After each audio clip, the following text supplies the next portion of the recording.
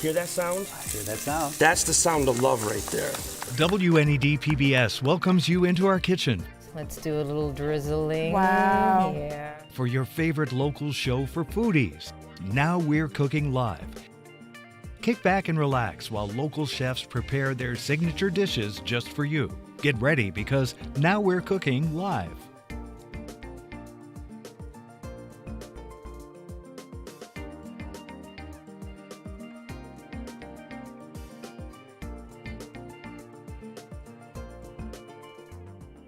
Hello, I'm Marty Wimmer, and joining me here today is Hare, and it's our pleasure to welcome you back to our new local cooking special, Now We're Cooking Live. Joining us today in our studio are 4 fantastic chefs from the Buffalo region. Yes, we're extremely excited to welcome these wonderful chefs who are sharing their valuable time and expertise with us. These amazing chefs are Chef Edward Forster, owner and head chef at Waxlight Bar Event, Chef Jordan Welker, head chef at the Ridge West Seneca, Christine Cinquino, prepared food chef at Farmers and Artisans. And our first guest is Chef Brian Mietus, owner and head chef at Bacchus Wine Bar. Let's learn more about him. Brian Mietus is a renowned Buffalo, New York chef. Brian's culinary career took him across the country, working in some of the best kitchens in Utah, Vermont, and Colorado. His skills and dedication earned him recognition as one of the most promising chefs of his generation. In 2002, Brian returned home to bring his culinary expertise to the community that shaped him. Currently, Chef Brian owns 2 successful restaurants. Bacchus Wine Bar is a top-rated fine dining establishment, offering a sophisticated dining experience with an extensive wine list. B-Side Market is a relaxed lunch spot that serves sandwiches and rotisserie chicken, dedicated to giving back to the community. He works with local farmers to promote sustainable agriculture and supports various charitable organizations. Chef Brian's commitment to his craft, his community, and his values make him an inspiration to aspiring chefs and food lovers alike. Chef Brian Mietus, welcome to it. Now We're Cooking on WNED Thank you so PBS. much. We're glad to have you here today. I am so excited to be here. We have a great studio audience here today, and we are going to be cooking some great Let's go, food for you. studio audience. They are. All right. So what are you going to be cooking for us today? Today, I am going to do, and I'm really excited to share one of our signature dishes, which is, the bump into this cooking segment. All Is right. we're going to share our signature dishes. Mine is a coriander crusted ahi tuna with a crispy rice cake and an avocado salad, the soy lime vinaigrette. We have had this on our menu since we opened Bacchus 20 years ago. Wow. So our menu changes a lot seasonally, but there are signature dishes that just always remain. People love this, and I'm going to share it with everybody today. Oh, great. Let's get started. Great, let's All get right. started. All right. So, a couple of things first. When you're cooking at home, you try to time everything out perfectly so everything's ready at the table when your family's ready to eat, right? Right. So you have to cook smart a little bit, do all the things that are going to take a little bit longer. Let's start those first. So I'm going to start my chili glaze. It has to reduce, so we're going to do this first. It's going to be 2 cups of orange juice. This is just a sweet chili sauce that you can buy out of the bottle. We're going to add some garlic cloves, some fresh ginger, and a little lime, and just get it reducing. See if I can work out these burners here. Okay. Okay.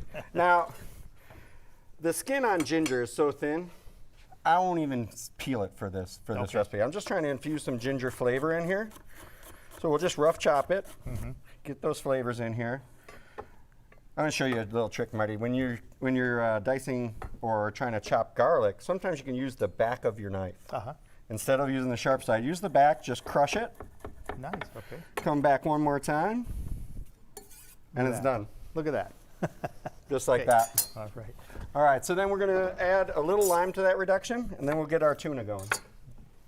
Now, I notice you have the other pan already on. Now, why are Yeah, you we want doing that nice and hot. We're going to sear our blue tuna, or bluefin tuna right in there. It's important to have that pan hot when It you're is, doing. Okay. yeah. So Okay. we talked off camera earlier about when fish, sometimes when you're cooking at home, it's yeah. going to stick in the pan. Right. A hot pan will help when it comes to that. So there's a cooking tip for us all: a hot pan when searing fish. Yeah, that, and you also want to be patient. Let it caramelize. You know, if you try to scoop it too early, it sticks. Just turn the heat down to medium. Let it simmer. It'll caramelize and release from that pan for you. Great, great. And this is the ahi tuna. This is that beautiful tuna. All right. So I have a spice mix here. This is mustard seed, coriander seed, and some white sesame seeds. All right. Now I'm just going to season this simply. Little salt. And then this is a gluten-free recipe. A lot of times when you crust something, you'll have to add flour or egg or whatever it is. We're just pressing this coriander right on all sides here. It's going to give, when it toasts up, it gives it a great crunch. All right. Okay, Get so your that pan is nice heating and up. hot. Yep, Yep. there you go. And while this is heating, we can start to make our vinaigrette. What is that? Is it just olive oil? Just olive oil. Okay. So different oils have different smoke points, so they can only handle so much heat. Olive Right. oil is one of the lowest. A lot of times when you're working with fish or different things, you want to use like a vegetable oil or even a grapeseed oil has a higher, you can handle the heat. But this would be perfect for us today. All right.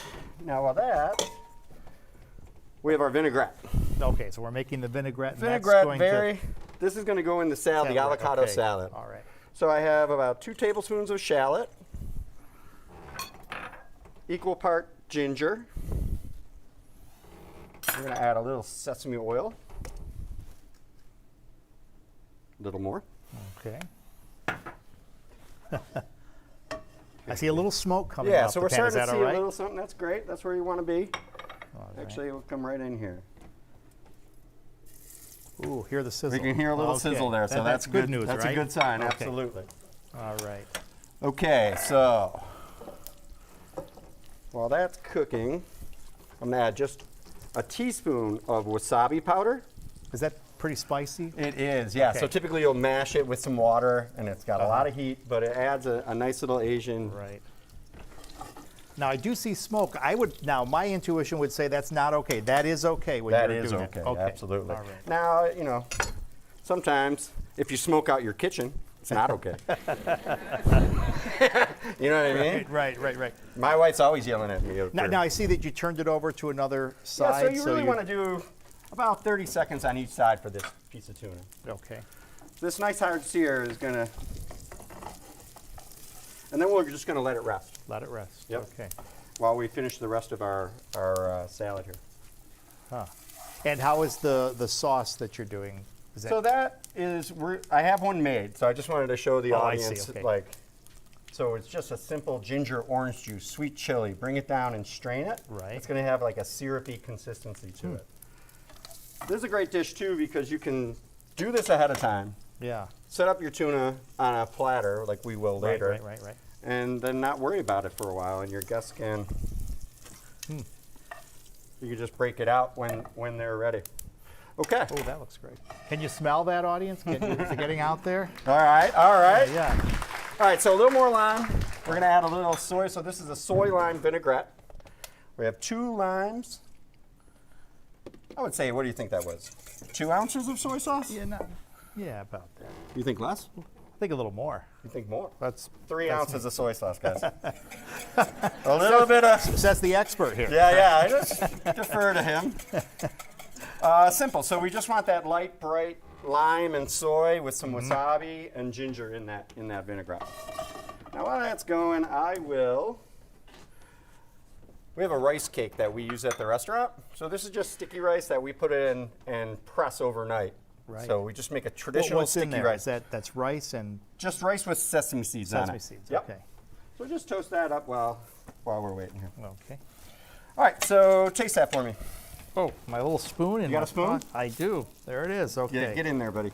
All right. What do you think? It's delicious. You Wow. can't say it's not delicious. Wow. Yeah, you're like, oh, this is terrible. But I won't double dip, but I want to. All right, the really truth good. is, it is good. It is good. Huh. Okay, so I'm going to use this as a vessel because I'm going to come Okay. back here. So, Marty, here's where you can help me a little bit. Okay. Can you start adding some of the salad ingredients here? Okay. We have carrots, Now you can add anything to yours. And put them in Whatever this bowl, your or- favorite. Yeah, right in the bowl for me. Okay, just dump them right in there? Whatever your favorite veggies, you can do snow peas, you can use really whatever is available at your store. So that's it. As you can see, I just got a little crisp on that rice cake. It's going to offer a little crunch. All right. All right, we so got that's the a great veggies in start. there. Yeah. We're down to the last 2 minutes. So Oh, perfect. Here we All go. right. So we're going to add some rocket greens or arugula. Find a nice avocado. got the good one. Got the good one. You don't want brown, right? You don't want brown in the avocado. You know, it's aesthetics. You can eat the brown. Right. But You know, like, they can't sell any apples at the store that have a little spot on them because Right. if they're not perfect, no one's going to eat them. So this is just fresh avocado. all right. Wow, that looks good. And there's the sauce. Your sauce could just go heavy right on there. All right. Marty, here. Toss that around for me, will you? Around. So this is reducing nicely now. And Believe it we'll or start not- to put our plate together. All right. This looks Oh, great. This can is the you best work in the salad I kitchen? ever made. Can Best you work in salad. the kitchen with me tomorrow night? All right. So as you see, this is a beautiful All piece right. of tuna, seared rare. Don't So I put put that it- on the plate. Oh, no. Okay. Sorry. Got a little ahead of You see what myself. he's doing? All right, you're not the chef. Not the chef. Okay. All right. All right. So this, we're just going to fan this out. We got a beautiful piece of tuna here. Oh, wow. Look at that. We're going to take. Oh, whoa. Careful, guys. That happens for in the this- kitchen. All right. We're just going to. I want to show off the tuna because it's so beautiful. Ooh, that looks nice. Yeah. Get a nice little salad going on there. All right. And then we're going to finish that with the glaze that I made that just went all over the cooktop. So, beautiful little crisp, light orange chili glaze, the coriander crust, fresh avocado. And there you have it. Beautiful. Great. Everybody take a good look at that. Thanks, everybody. All right. Very nice. Thank you, Yeah, Marty. and Appreciate Chef it. Brian, thanks for coming in and spending some time with us Truly a today. pleasure. What a joy this was, and what a great meal. I can't wait to taste it later. Thank you, everybody. Brian Mietus of Bacchus in Buffalo, thanks for being on the show. All right. Now let's Well, eat. Yeah, right. As we make our way for our next chef, let's go to Peter Hall now and Margaret Niederprum. They're all going to tell us about how you can support WNED PBS and other programs like Now We're Cooking Live. So Peter and Margaret, off to you. I mean, I'm just so excited to be here. It smells incredible in here. That toasted sesame on the rice is just, it's overwhelming the whole studio, so it's really great. I'm Margaret Niederprum. I'm here with Peter Hall, and I have to tell you again, I mean, it's just been so fun to be here, and we're seeing so many great recipes, and we're having a lot more later in the afternoon. But Peter and I are here to talk to you about making a donation to WNED PBS. That's what our purpose is here. While Marty and Heather meet with the chefs, they didn't give us spoons or They anything to didn't. taste either. I know. Well, we truly hope that you in the audience and at home are having a great time. I think everyone here is happy to see this program back. We're enjoying ourselves. Marty and Heather are having fun. The chefs are doing what they do best. And because you're enjoying this, and I hope you are half as much as we are, you should become a member right now. What does that mean? That means that you're going to support local programs like this on your local PBS station. Now, here's a real easy way to show your support by grabbing yourselves one of these Now We're Cooking Live thank you gifts. WNED PBS is your local PBS station, and you can support it as a $6 monthly sustainer or with a $72 annual contribution. We'll thank you with this 100% cotton twill Now We're Cooking apron, or donate $10 monthly or $120 yearly. And we will thank you with our bamboo cookbook and tablet stand. Become a $13 monthly sustainer or make a $156 annual contribution. And we'll thank you with this special pair of two-tone silicone oven mitts. Why not get all three of the Now We're Cooking gifts by simply donating $24 monthly or $280 yearly? You're not only getting high-quality essential kitchen gear, but you're supporting WNED PBS. These thank you gifts are just amazing. They're so unique and practical, and you can use each one of them while you're practicing the new recipes that you have seen here on the show today. And you'll always remember the day that you became a member of WNED PBS, a member who not only supports this local station, but the local chefs here in Buffalo. It's a great way to be a part of our wonderful Buffalo community and show your support for everybody here, so that's great. Well said. So we're asking you to be here for WNED throughout the year. How do you do that? Well, when you turn your contribution into an ongoing monthly sustaining gift. Your support will happen automatically through your credit or debit card each month. All you really have to do right now is decide the level that's right for your budget. Now, maybe it's $6 a month, maybe it's $13 a month. And you might say, geez, that's not a lot. Well, over time, it adds up and makes a huge impact. Your monthly gift helps cooking programs, local and national, thrive all year round. I know this is not the only cooking show that you watch. And when you become a sustaining member of this station, you're supporting all those other cooking shows, which you will get to watch, many of them, because you get access to Passport. What's Passport, you ask? Here's a little bit on that. If you love to cook and you love WNED PBS, this is tailor-made for you. Your $5 a month donation as a sustaining member automatically provides access to hundreds of hours of your favorite WNED PBS cooking programs. Stream on your schedule via Passport, binge whole seasons, or savor individual recipes whenever you want. Simply call the number on your screen and ask about WNED Passport. And this episode of Now We're Cooking will be available on Passport too. What are you waiting for? You know, I have to tell you, Peter, as soon as I signed up for Passport, I was immediately hooked. I saw all the programs that were available, and it was just great. We sat down, my whole family, and we watched an entire series in a weekend. And I know a lot of other members do the same thing when they become members of Passport. And you can be too for that $5 a month or $60 a year. So please call now, and you could be streaming your favorite PBS program on Passport later this evening. And Margaret's absolutely right. It is amazing. And until you actually sign on Passport and see all of the shows, many of them you loved but maybe have forgotten about, you really will be glad. Now, don't forget about the thank you gifts that are designed specifically for this program. You'll want to get yourself one of these, I'm sure.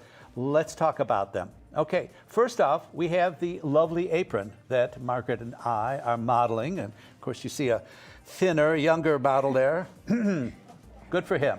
Okay, we also have the cookbook stand. Not into books anymore, totally into your tablet. That's fine, works well with that too. And you get a pair of wonderful mitts with a neoprene bottom. You can grab anything out of the oven, but why not go for the whole combo package? That would be the way to go. Get the apron, the mitts, and the cookbook stand. So, and with all of that in mind, what do you say we head back over to the kitchen? Let's go right over. Welker spent over 2 years developing the menu for the recent opening of the Ridge restaurant, located in a former auto dealership in West Seneca. The Ridge transformed the glass-encased showroom floor into a space where windowed garage doors open on all sides to allow indoor, outdoor seating. The Ridge West Seneca features a full-service restaurant, outdoor patio, and brewery featuring a self-pour wall with over 20 craft beers on tap. In-house brews are coming later this year. Chef Jordan is committed to providing a great atmosphere, a diverse menu, and a place guests can enjoy with family and friends, including a variety of gluten-free and vegetarian options.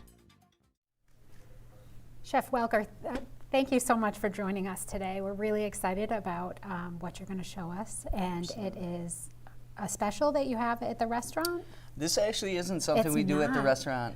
Neither of the dishes I do today are going to be that.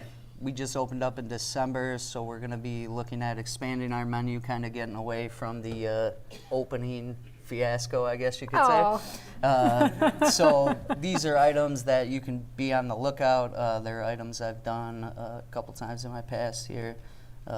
So what are we looking forward making to displaying now? it. I'm going to do a Chicago beef sandwich. Oh, great. It's become popular over the past couple of years. I'm going to show you a little different way you could do it and maybe be a little bit easier for the average consumer. Great. So what are we starting with? So right over here on my left, I have braised beef. I use a chuck roll. It's a rather inexpensive cut of meat. Oh, that's so great for feeding regular families. people. Exactly. You know, a traditional Chicago beef would use a top round, kind of similar to our beef on weck. Slow and low. It takes a while to cook. The method I'll show you will have some of that, but it'll be a little bit less attentive. Okay. You So can kind of something you could walk put in away a from slow it. cooker? You could put this in the crock pot if you Okay. wanted to. Absolutely. Great. Sorry, I'm getting some tapping over here. I know. Okay, so on my Is it left this here, one? I do have a prepared version of this already. So we're basically looking at pulled beef here. Chicago style is basically just a method for preparing that beef. So we'll use some basil, oregano, garlic. You could just use a standard Italian spice blend if that suits it. And then I'll add some acidity as well as some giardiniera in there. What's the acidity for? It basically just gives the fattiness of the beef can be a little bit overpowering depending on your Okay. palate. I guess some acidity will help cut through Like that. balance it It'll help some. liven it, exactly. So It here I smells have fantastic. that. Absolutely. That's what we're going I for moved here. these so you didn't have to walk around me. No, thank you. I appreciate that. In the front here, I do have an Italian-style beef gravy as well. Nice. These are recipes that were included. Those are on our website. Exactly. Great. A standard Chicago beef is considered to be a messy sandwich. That is Okay. kind of the allure of it. There should be some drippings on your face, like there is nothing I'm looking clean forward about to what we're making a doing here. mess. Yes, exactly. This is a blue collar type of meal right here. That's right up my alley. Serve it with roasted potatoes, whatever you want, you know. It's So good. do you make your gravy with flour or cornstarch? It is prepared with flour, Ah, so I it would prefer not flour. be it would not be you know, good for anybody who can't have gluten. Okay. Yeah, I thought Well, that's the kind of roll what you were might getting be a at there. I little was out. like, oh, no, great. No, it's just, I'm a snob about my gravy. Yeah, you know, sometimes the cornstarch slurry just doesn't give me the reaction that I'm looking for. Yeah, it gets too glossy for me. it looks Exactly. like. Yeah, it's just a difference in texture, I Yeah. suppose. So right here we have it hot and prepared. I use a French style roll, crispy exterior, soft interior. It'll soak up those juices. Exactly. Again, you want this to be messy. You know, that's kind of the idea behind this. Yeah. Is this the size roll you usually go for? Yeah, exactly. Okay. Something like that. You know, something personal. Obviously, you won't be splitting this for the most part. Okay, But you could use a whole baguette if you want. Cut it off. It'll give it a little bit more of a rustic appeal. Okay. So on deck here, you can see that I just added some bell peppers into this, just julienne green bells. We're gonna add this in, and we're basically letting the heat from this meat soften these veggies. Okay. You don't want them to disappear in here. You You want wanted some that crunch, some texture. bite, exactly, a little difference in there. So I basically set it in here, and I'm gonna let this residual heat kind of cook these the rest of the way, okay? Should it always be green as opposed to a different color? No, you could use any bell pepper. I mean, Okay. it's just traditionally speaking, they do use a sweet bell pepper. Okay. So, you know, some of what I'm doing will switch away from this. Think of this almost as a glorified French dip. I think Chicagoans would kill me if they heard me say that. But again, I'm trying to take something that is already established and show you a different way that you can create this meal on your own time, I little guess. twist. Exactly. What is this? Is this pickled something? That's exactly what this is. So this is the giardiniera right here. There's many different methods for making this. There's oil-based ones. There's pickled ones. It all depends on the taste that you're going for. You know, Chicago giardiniera is very specific. It plays into those Italian roots. Okay. And that's what we'll be using here today. They have It different. smells great. Yeah, it's I love it. it's Can I stick amazing. my nose in it a Please, little bit? please. don't skip on the jardiniere. That's the one thing I can definitely say. This makes the sandwich, that pop, that brightness of the acidity that comes with this. Exactly. This is exactly what you want here. So right over here on our left, we have the meat with the bell peppers. So we're going to take this up. Don't worry about making a mess over here because my coworkers like to clean that up. Oh, perfect. Plenty of extra here. The one thing I can say on this beef is, you know, don't skimp on the beef either. This is the whole draw of the sandwich. You want this to be overflowing. You can see I have it resting into a jus here. Yeah. Okay. So we're going to pull that out right on top. And then the gravy too?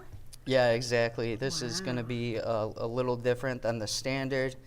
Most of the time they will spoon that jus right over. Yeah. And that will make the mess that we're talking about. That I choose to keeps do it a little different here. So we'll put it right on. And then we're going to be topping with this jardiniere. Oh my gosh, this looks so good. Yeah, this is going to be amazing. Oh, the smell's coming together. I can tell it's going That's to have it. a lot of different flavors. So this is what we're looking at right here. Here, let me show our audience here. Absolutely. How beautiful. Really good. That is really beautiful. So I've got a fork right here in my pocket because I don't go anywhere without a fork. Wow, prepared, huh? There we go. I would like to taste it. Yeah, please. You want to join me? Yeah, thank you. That's clean. Thank you, too. Good, perfect. Shall we cheers? Why not? If I could get Is it this here. carrot too? Yeah, that's correct. Yep. Carrots, peppers. Cheers. Cheers. Mmm. It's good, right? That is so good. It's good. So if somebody wanted to have a little bit of a twist on this pickled, what did you call it? Jardiniere. Jardiniere. Yeah. My husband speaks, that's not French, it's Italian, right? Is it Italian? Truthfully, I don't know the Oh, origin. okay. I don't know. They could switch up what those vegetables are, or? Yeah, I mean, this is the defining characteristic of the Chicago beef sandwich is that jardiniere inclusion. Okay. They have a couple different varieties here, hot, sweet, whatever you may Oh, I could seek. see something that has a little heat in it on there too. Exactly, yeah. Okay. Really good in that regard, so. That's awesome. So do you have something like this on your menu? I do. I actually do a play on this for a poutine. Yeah. I'm a big fan of poutine. So we were experimenting with this sandwich to begin with on the opening menu, and then needed some appetizers to kind of fill. So I kind of swapped places with it. Yeah. And that's what kind of led me down this rabbit hole to this spin. Great sandwich, melt cheese on it if you want. Provolone is fantastic with this. That sounds great. It just all depends on your moods. You can switch up the ingredients however you see fit, but you gotta have beef and you gotta have jardiniere. Okay, perfect. Well, thank you so much. Absolutely. This was delicious. Thank you. And now we're going to send it over to Peter and Margaret to hear a little bit more about how you can support this station. So, we're so excited to be celebrating local chefs here today, and we cannot say it enough. We know that you love our cooking shows here on WNED PBS. We know that you do all week long. You're watching them, and we hope that you like what you're seeing today. It's a brand new local program highlighting the expertise and knowledge of our community's local chefs.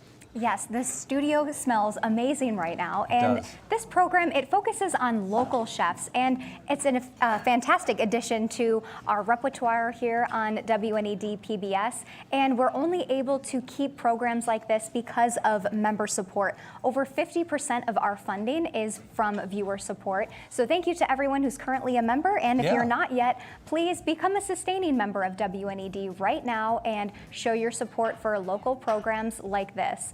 And you can decide the level that's right for you. Maybe it's $10 a month or $24 a month. Any amount that works for you works for us here. And you can know that you are making a donation in a safe and secure way, and you're donating to a station that gives you wonderful programs just like the one that you're seeing. And if you make a donation today, you could also see some of these thank you gifts. WNED PBS is your local PBS station, and you can support it as a $6 monthly sustainer or with a $72 annual contribution. We'll thank you with this 100% cotton twill Now We're Cooking apron, or donate $10 monthly or $120 yearly. And we will thank you with our bamboo cookbook and tablet stand. Become a $13 monthly sustainer or make a $156 annual contribution. And we'll thank you with this special pair of two-tone silicone oven mitts. Why not get all three of the Now We're Cooking gifts by simply donating $24 monthly or $280 yearly? You're not only getting high-quality essential kitchen gear, but you're supporting WNED PBS. And you got to admit, that really is a great selection of Now We're Cooking Live items. We think they're a great incentive to donate right now and not donate later. So please, don't wait. Join in the excitement and thrill of having today's chefs who came down here to the studio today to show you, their heart and the dishes that are very, very special to them. And this program is our way of trying something new, and we hope that you're as excited about this as we are. We think that we've created something very special with Now We're Cooking Live. It's a great opportunity to come down to the station here in downtown Buffalo and see how we operate these kinds of programs. And so when you make a call and make a donation today, this is a vote of support for these kinds of programs. And all you have to do is decide the level that you are okay with, and you can call the number on your screen, and you can talk to a nice volunteer and maybe pick up one of these wonderful thank you gifts. And we also want to say thank you to our local sponsors today. So these wonderful sponsors are making these programs possible. So thank you to Artisans, Kitchens and Baths. And also thank you to Edible Western New York and Erie Lakeshore Magazine. A big special thank you to Wegmans and to Lulu Creations and Cabinet Reface Direct and Zenner and Ritter Heating and Cooling. We're getting into the summer months, so we really need that air conditioning pumping right now. So we're really excited to get back to the cooking here, but Peter is going to talk to you a little bit more about supporting the station. Absolutely. And in just about a minute, we're heading back to the kitchen for our next chef. I keep modeling this mitt in hopes that they're going to invite me over there, but it hasn't worked so far. You keep waving over with them. I know. I keep waving. Hey, I'm over here. Yeah. Got to send some food over. Well, right now, though, Margaret's going to tell you a little bit about the Now We're Cooking Live theme thank you gifts that we were just talking to you about. Margaret. Yes, this apron, I've just been loving wearing this all day. Really, there's two pockets. Nice. I see that everyone over in the kitchen has been keeping a spoon and a fork at the ready to try all the recipes, so that's really great. And so that's $6 a month or $72 annually. And we also have the cookbook stand. You can use it for a cookbook, for a tablet, or even your phone. It's very versatile. And of course, we have the oven mitts. And the great thing about these is that they're silicone on the top, so if you get any sauce or anything on them, you can wipe it right off with a washcloth. And that's $13 a month. And then you can also get the combination of everything. So you can really be a professional cook with all of these wonderful PBS themed thank you gifts. And we are about to head back into the kitchen, so I'm excited to see what they're cooking. Chef Christine Cinquino has been a passionate Whole Foods advocate for 20 plus years. In her current role as prepared food chef at Farmers and Artisans, local foods market and artisan bakery in Snyder, New York, Christine is elevating the offerings to incorporate local produce, dairy, meats, and other products from in and around Western New York. She proudly crafts foods that appeal to all eating philosophies. Her team is often referred to as vegetable reconnaissance, turning cast-off fruits and vegetables into delicious dishes with virtually no waste. In her home kitchen, rumor has it, she's on roller skates. When not in the kitchen, Christine's free time is spent as an experienced textile artist, creating beautiful designs for everyday living. Well, Chef Cinquino, thank you so much for joining us today on Now We're Cooking Live here on WNED PBS. Boy, that bio made me, I have so many questions I want to ask you now, like reconnaissance cook. I want to know so many things, but we'll get right to the cooking. What are you going to be making for us today? Oh gosh, thank you, Marty. We're going to do the feta herb spread, which is actually a really simple, super delicious, very versatile recipe.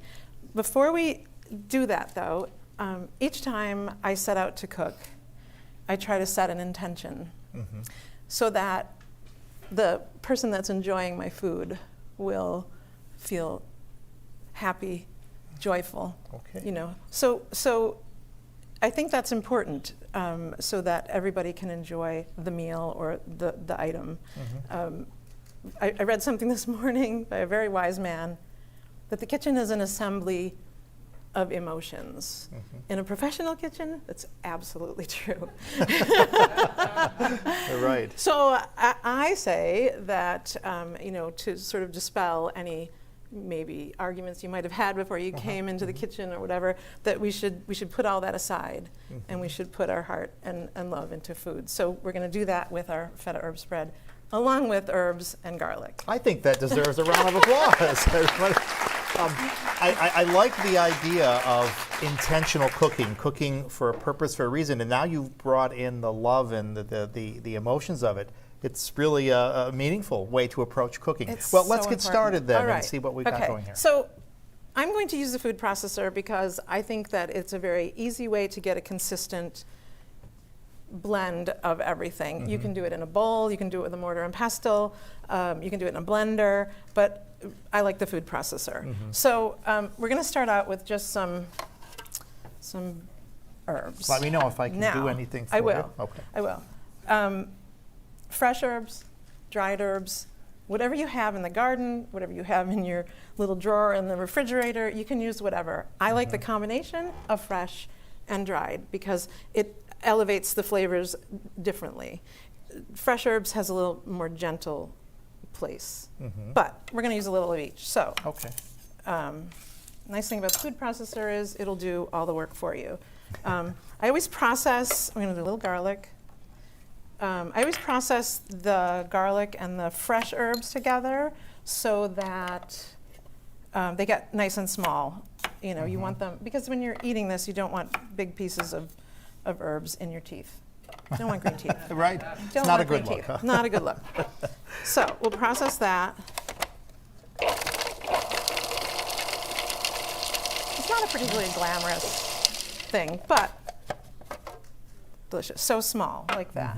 Looks nice, yeah. Then a little bit of cream cheese, because cheese is expensive, so we want to stretch our delicious feta. This is regular. This is just cream cheese. Cream cheese. Just softened a little, or maybe not. So what do we have in there? We have some herbs, some we just garlic, have some and herbs cream and some cheese. garlic, some cream cheese, and then I'm going to show you a little trick I do. There we go. Let's get some in there. All okay. right. I take milk. You can use, a lot of times when you get feta, there's a little brine in there. You can add a little brine to this if you don't want to use more dairy. But I just put a little bit in there just to kind of get it moving around, loosen it up, nice and soft. And like I said, this recipe is versatile. So you could make it thick and spread it on crackers or a bagel, or you could make it thin and make a little sauce for it. My family likes, when I do it, I make a little sauce for their chicken cutlets. Oh, nice, nice. Delicious. So it looks a little thick, so we're going to add a little bit more. A little bit more. It's actually kind of pretty, though. I mean, the green is beautiful. Yeah, yeah. Go. Sorry. So just a little, it's just to get it moving now. around. Yeah, we want it to be, you know, a nice consistency. Well, I mean, my grandmother always said your hands are the best tool that you've been given. So. Right. So there you can see it's kind of smooth. Right, that looks nice. And then we'll knock down all the goodness, get it in there. Okay. I do not add salt because the feta cheese does what it needs to do. So a little dried Is that basil. black pepper? That was basil. Basil, okay. A little thyme. A little oregano, black pepper. Oh, there you go. Lots of that. I love that. Okay. And just so it has a nice little, sorry for reaching in front of you. That's okay. So it has a nice little smooth texture. Add a little bit of olive oil. And then, well, you know what? Let's blend that one more time just so you can see what that looks like. So you get everything mixed in, and then the last thing. You can see that the little bit of olive oil seems to smooth it out a little bit. Makes it creamy. Yeah, yeah. Makes it nice. creamy. So it's just my That's great. my little tip. Just make it creamy with the. Okay, so now let's mix that one more time. So far, this seems like something that anybody could really do at home. You don't have to be a chef to make this happen. No. It's, you know, I feel like, well, I'll tell you what, we sell so much of this at the store. Yeah. You can't make enough of it, but it's approachable. It's something you can do at home. It's a great little, it's impressive to people. So if you want to throw it together at the last minute for crackers or That was whatever. feta that you just put in there? That was the feta. crumbled feta. Okay. And like I said, if you have a little brine with it, you could throw that in here if you didn't have any dairy. You could put water if you wanted to, but you know, we always want a little extra something. So. And then you can control the texture and the flavor by how much feta you add. So we're going to go for the gusto here. Yeah, use it all. It's delicious. What do you say? Should she use it all, everybody? And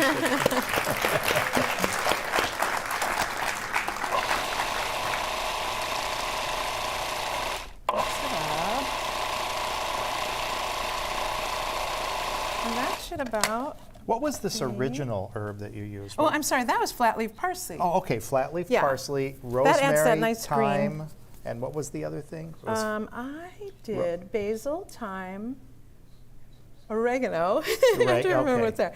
And parsley. Fresh rosemary works really well in here. Okay. If you're doing it by hand, though, you got to really get that rosemary down small, because it's like eating needles sometimes. A little bit more milk, just to get it creamy. Just for your pacing, we're down to our 2 minutes. All right. Okay. Are you hungry? Oh, I am. Like you're hurrying me here. I don't know if you can smell the fresh herbs in the audience, but boy, it's nice up here. All right. And at home, you'll just have to try it to smell it. It's. All right, let's do this. Okay. I like it already, I'm telling you. I know. Already. So, like, you know, on a bagel, are you like a bread person or a cracker person? Oh, either. You have both, right. I'll try both. All right, I think. Oh, this is nice fresh bread, too. All right. This was baked this morning. Baked in the this shop. morning. Go ahead. You cut off what you want. You might want the end. I don't know. I will. You want me to make one for you, too? Sure. Okay. All right. How big? That good? Not the end. You don't want the end? Not on TV. Not on TV. Okay. All right. One for you, one for me. Beautiful. Okay. You don't want the end, so I'll do this. No, I don't want the end. Okay. Thank you. All right. But you're doing the work for me, so All I'll right. take So whatever. there's our two. So here, let's. We've got. I actually have a little spoon if you want. Okay. You do. Right, well, I mean, you could eat it with a spoon. That's. It's that good. I probably will be eating it with a spoon. You might want to eat afterwards. it with a spoon. It is. All right. This looks great.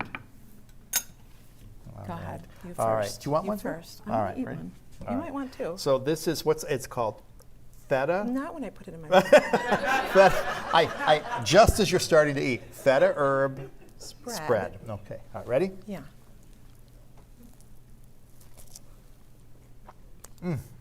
Absolutely delicious. Really creamy. I tried to make it not too garlicky because you're going to be talking to people. You know. Excuse me while I talk with my mouth full. I know, you want to eat the whole thing. But the combination of cream cheese with feta is one I've never tasted before, and it is beautiful. It is both, it's creamy, and yet it has that feta bite. It's just wonderful. I wish you could all taste this. Sorry. Maybe we'll do something later. But yeah, really, really nice. We need to show the camera how beautiful it is when finished. So Well, I'll it's do a that now. it's a very rustic little. Oh, and maybe you will There get you to go. taste some. Yeah, maybe you will. You know what? That is the beauty of live TV, know. right It's there. awesome. Okay, you can't make that stuff up. You can't make it up. So this is really good. Now, do you have variations on this? Anything you do? I mean, you can add whatever you'd like to it as far as herbs go. I say keep it simple because you want the feta to be the flavor. Yeah. You know, and then, like I said, if you add fresh herbs, it's a little more delicate in flavor. You could add. I err on the side of less garlic. You could add more garlic if you'd like. Right. You know, if you're with your family and you don't care about breathing on each other, have at it. Yeah, that's right. I can taste the garlic now, and it's funny. Just It's coming little. around later. The Right, garlic right. does appear. So It's there. we have really enjoyed our time with you. Thank you This so is much. Chef Christine Cinquino, and thank you. We're glad Thank that you were you. able to make this for My us pleasure. today. Well, at this time, we're going to make our way to our next chef, but before we do that, we're going to go back over to Peter Hall and Margaret Niederprum, and they're going to tell us how you can support WNED PBS and other programs like this here on our wonderful station that you help support. So off to Peter and Margaret. I mean, that feta herb dip looks absolutely incredible. It's the perfect summer dish, and you can pair it with so many different things. You can do a bagel, you could do some bread, you could do gluten-free bread, as I am gluten-free, unfortunately, because that bread looked very good. It did look good. It did look good. It's So you're big on good. feta, Big on feta, yes. but you got a tip for folks who buy feta, right? Yes, buy it in the block, the Yeah. crumbly feta. It's not as good. The block feta, it's With just the, way better. with the brine, sitting in the brine. Yes, Yeah. yeah, And you can just- keep that in your fridge for a while, huh? Yep, and then you can crumble it yourself. I'm no professional chef, but this is one thing I do know about feta cheese. Well, so, we'd love to get over there, man. It does smell so it does. good. Yes. We're so excited to be here. We've seen so many different Yeah. dishes. It's just been absolutely incredible, and a lot of different foods, a lot of different ways to prepare things, and maybe some easier dishes, some more advanced one. The ahi tuna one I may not try. I might just go to Bacchus myself and just sit down there and have that. But that's what's so great about Now We're Cooking Live. We see so many different dishes and chefs from all over the Buffalo community and the Southern Ontario community. So it's been really great that we're able to put shows like this on the air. It is good, but the thing about putting these shows on the air is that costs money. It does. And that's what you and I think, are supposed to be doing right now. Oh, you're right. I almost forgot. Is asking those folks for money. So yeah, it's entertaining, and you're going to learn how to cook the recipes, and they're on our website, so don't worry about that. And we got you covered completely. But we hope that you'll support these wonderful local establishments and visit them soon. And don't forget that visiting us, it all makes sense when you're a member. Member support makes programming like this live show possible. And it also makes all of the other cooking shows that you watch throughout the week, whether you're cooking Greek or whether you're cooking Italian or whether you're off on some fjord somewhere cooking Scandinavian. We have the cooking shows for you. But the question is, if you'd like to help, how much? We have a good idea. We're going to tell you about some thank you gifts that might inspire you to give the right amount.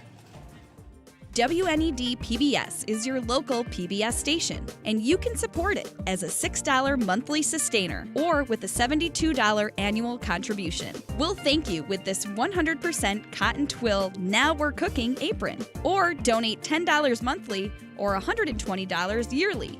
And we will thank you with our bamboo cookbook and tablet stand. Become a $13 monthly sustainer or make a $156 annual contribution. And we'll thank you with this special pair of two-tone silicone oven mitts. Why not get all three of the Now We're Cooking gifts by simply donating $24 monthly or $280 yearly? You're not only getting high-quality essential kitchen gear, but you're supporting WNED PBS.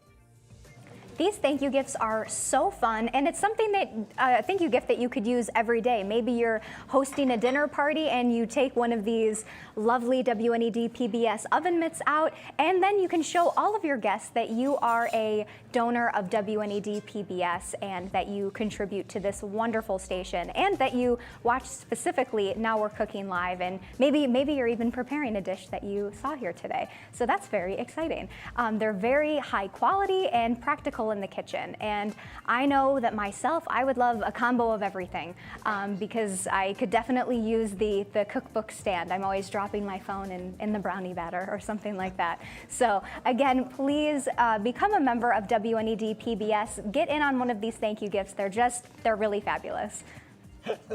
That does sound good. Dropping your phone in the brownie batter. Well, it happens. It happens. That's why we have the cookbook stand. Now, we've been talking about cookbook stand, and you probably have a bunch of cookbooks at home. And the nice thing about the cookbook stand is it has this ridge here, so it keeps the book open. Once you've found the right page, you can just drop it in there, and it'll stay open. But whether you're looking at the recipe on a real live paper book, or you have your cell phone, or you have a tablet, they all work equally well with this wonderful cookbook stand. And you get one of those because you support local cooking programs on your TV. Now, we've been talking a lot about monthly giving, but I just want to make everybody comfortable. Your one-time donation is equally as important. You don't have to do the monthly sustainer thing. But if you do decide to become a sustaining member, we have a little bonus that I think you're going to like. If you love to cook and you love WNED PBS, this is tailor-made for you. Your $5 a month donation as a sustaining member automatically provides access to hundreds of hours of your favorite WNED PBS cooking programs.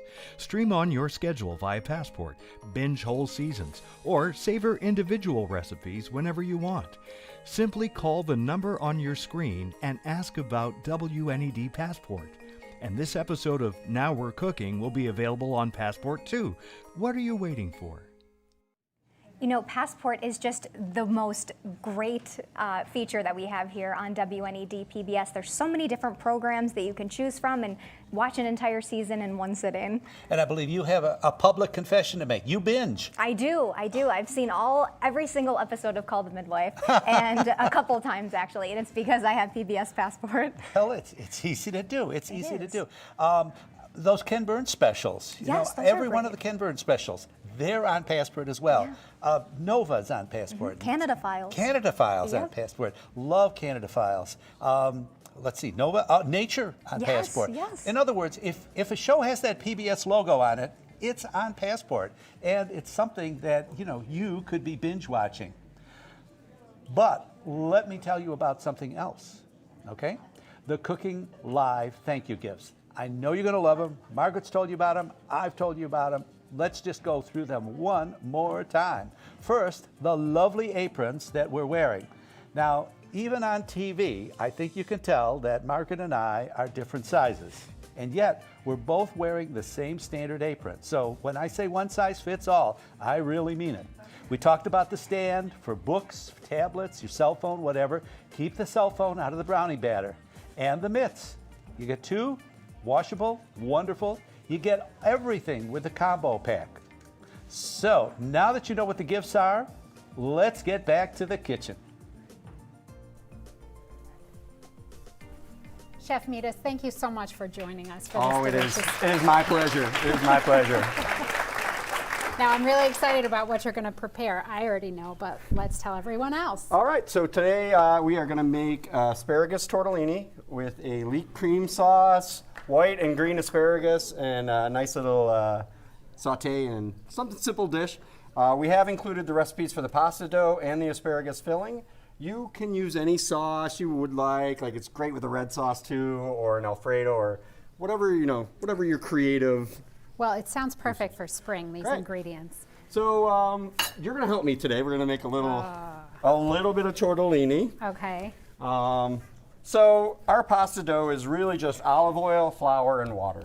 So pretty simple. Pretty simple, absolutely. Is that weapon down there? Thank you. Yes, ma'am. So she's a perfect sous chef.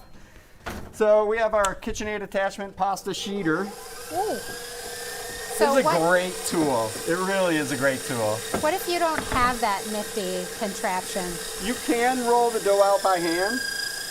Oh, Look at that. I got ahead of myself. So this sheeter has a bunch of numbers, and you kind of work the dough thinner and thinner as you go through it. Okay. So this little dial, you can just continue to make the dough thinner. It'll grow longer and longer as we're... So how thin should it be? Whenever you're doing a filled pasta like a tortellini or a ravioli, you want to set it to its thinnest setting because you're doubling the pasta over on itself. Okay. Now when you make a cut pasta like spaghetti linguine or pappardelle Fettuccine. or fettuccine, you can leave it thicker so it has that tooth to it, but we're going to leave this pretty thin. So all you really need is a good strip here. That was just a little bit of dough. Look at that now. I know, and now look at us. So a simple, we're just going to egg wash half of this sheet, okay? Okay. So the top half, we're going to get a nice egg wash here. Is that to That's seal glue, it? yep, that's Okay. the glue. Now someone said they always put too much filling in their ravioli. That was me. Okay. I said that. So these, you just need a little touch. So what is this filling? This is an asparagus, lemon, garlic, and thyme. Nice. That's so pretty. So what we do here is we're just going to fold this on itself. I assumed you'd have to start with little pieces to make a tortellini. So these we're just going to fold real quickly on themselves. Give it a little tap. Okay, and that's sealing it? And that is sealing it, yeah. So your filling doesn't end up in the You water? got it. So we just want a done that nice before. round cut on that. Okay. All right. So we're gonna push in the booty a little bit, and then my just gosh. pinch it just like that. That seems so simple. Don't make me do it. I'm gonna. So you got the next one, okay? Oh no! Wait, there's a Okay. fold in it. I think you're handicapping me. So this one's yours. So just Okay. push in that end, and then Push in bring the these two bottom. ends together so it looks And then- exactly like mine. See how easy that is? Oh my gosh, that looks just like a Yeah, tortellini. absolutely, guys. I apologize. Usually I use a ring cutter here, but Can I do that here, so too? what you A want to ring do cutter? is That doesn't seem sealed. You want to seal it, yeah. Oh, okay. And then now you're on your own. Well, now I'm an expert. Now you're an expert. I've done it once before. So while that's going, we have a lot of tortellini to make. We'll get those going. Wait, can we put these ones in? Sure, drop them right in. I'm gonna burn myself. And while that's going, oh, I tried. this is spicy. So we should, which one's this? How do you know when they're done? They'll float, Okay. just like, if you buy cook ravioli Frozen. at home, like We'll pretend we a don't couple do minutes that after they once a start week. floating, Uh-huh. you're in pretty good shape. So while that's going, we'll get the pan. I feel like I'm in your way. I'm used to working around dancing folks. Tortellini! Okay, so This'll I just be want to the- do a nice saute to go with this tortellini. Okay. It's going to be Is white. this kind of the sauce or a side? Yeah, it'll serve as, you'll see, it all kind of Okay. plays together. So a little bit of shallot. I love shallots. These great asparagus, beautiful this time of year, so we have Perfect time white of year. and green. We'll just get them going and let that heat up. And while that's doing its thing, you always like a little lump of ricotta when folks, they serve it with a meatball. They do? Yeah, I've been to places they do that. Okay. And so we're just gonna kind of season up this little cup of ricotta with some fresh lemon zest. Beautiful. That's gonna get some fresh cracked pepper. That's a generous amount. I love it. Yeah, you want to taste it. You Yeah. gotta taste it. You can't just And then this see is it. just chopped fresh thyme. That's time. And if you could mix that up I for me, can that'd do be that. great. I am qualified for that. Now that I'm an expert tortellini maker. Yeah, I'll see you. We need you in the kitchen tomorrow night. Not sure you really want me there. All right, as those tortellini are cooking, I'm going to get this out of our way, and we'll start to complete the dish. How much time do we have? I don't know what he said. All right, beautiful plates. I can really smell that. Can you? Give it a little taste? Oh, very lemon. No, I didn't taste it, but I will. I have a spoon in my pocket. They walk around with spoons in their pockets. Who does that? That's nice. I do. That's nice. So this is a great leek puree. We're just going to start the dish like this. You just start the plate. So wait, what's it? You said leeks. This is a leek puree that I stole from the restaurant today. Oh, that smells so good. You cook down chopped up leeks. So you have leeks, baby spinach, okay. garlic, and cream, and it's all in a Vitamixer, pureed until it's ready. So now you can see the asparagus is really coming along nicely. Beautiful. We're going to add our tortellini right to that dish. Oh, okay. Season it. We'll finish it with some baby spinach, and then we'll plate this right here. So these are little cute things that chefs do. Quenelles. This is just making it into a sweet little shape. Oh, very pretty. Cute, right? Yeah. Just enough ricotta to let you know it's there. I could do that at home and make myself look fancy. Exactly. Oh, you're fancy. I know it already. No. I know it already. No. Okay. So don't these look great? Look at these tortellini. Just fresh, beautiful. They go right into the pan. We'll season them.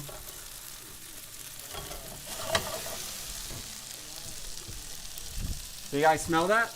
Anybody smell that? Right? I made enough for everybody. No. That's so mean. That is mean. I didn't. That's a joke. That's a joke. I didn't make enough for everybody. Pepper. Okay. So I'm in your way. You're fine. I apologize. I put all my stuff on that side. I know. So I had to go right through you.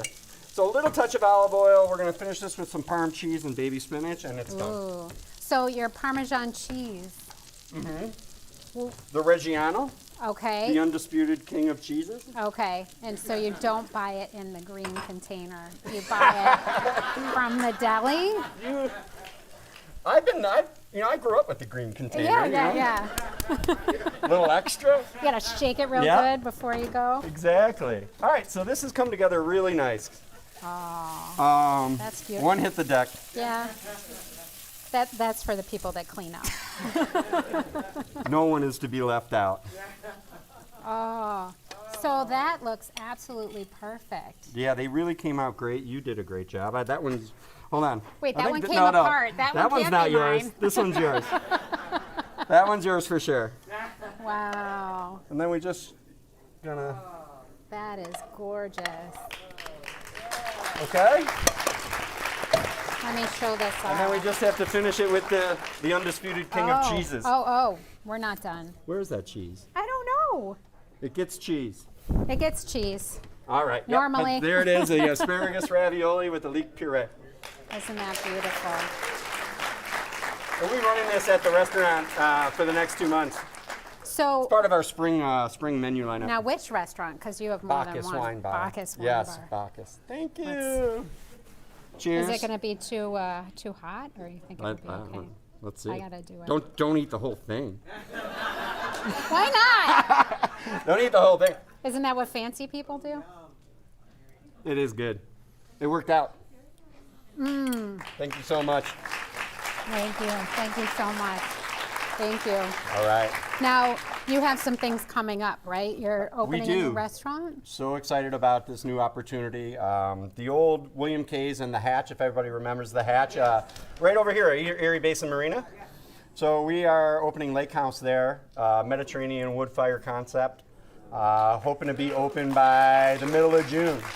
So wonderful. Super excited about it. It has the most beautiful views in the city. It really does. I take walks down there Sunsets sometimes. every night. You see the lighthouse. It's really amazing. That's so wonderful. we're honored and hopefully we can bring something that the city will be really proud of. Yeah. Thank you so much. Sure, of course. Thank you. Yep, now thanks, we're going to everybody. go over to Margaret and Peter, who are going to talk a little bit about how you can support WNED PBS and all of the ways that you can do that. There's lots of ways to do that and lots of programs to support.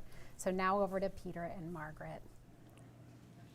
Well, thank you so much. Wow, that last segment was just incredible. I think we're going to have to go right over there Really? and with our forks. I've been searching my pockets. These aprons didn't come with forks, I noticed. I know. And I don't think your apron is going to come with a fork either when you order it. You're on your own with that. But everything else, we got you covered. It's so exciting to have local chefs here today with great recipes. Don't worry, the recipes will be on the website. You can access them over and over as long as you want. You can access these programs either on Passport or on our YouTube channel. And the thing that I love is that we are not going to get to see one, but two signature dishes from each of the talented chefs that we have right here in our community. How cool is that? And I really wish you were here in the studio with us. It's just phenomenal. That last dish smells so good. Well, the great thing about Now We're Cooking Live is that we have local chefs. So if you see a dish that's really standing out to you, you can run right down to their restaurant and try it for yourself. I mean, I didn't know that new restaurant, the Lighthouse, was opening up in downtown Buffalo. And as soon as it opens, I will be there trying that tortellini because that looked absolutely incredible. And so anyway, that's just what's so great about Now We're Cooking Live.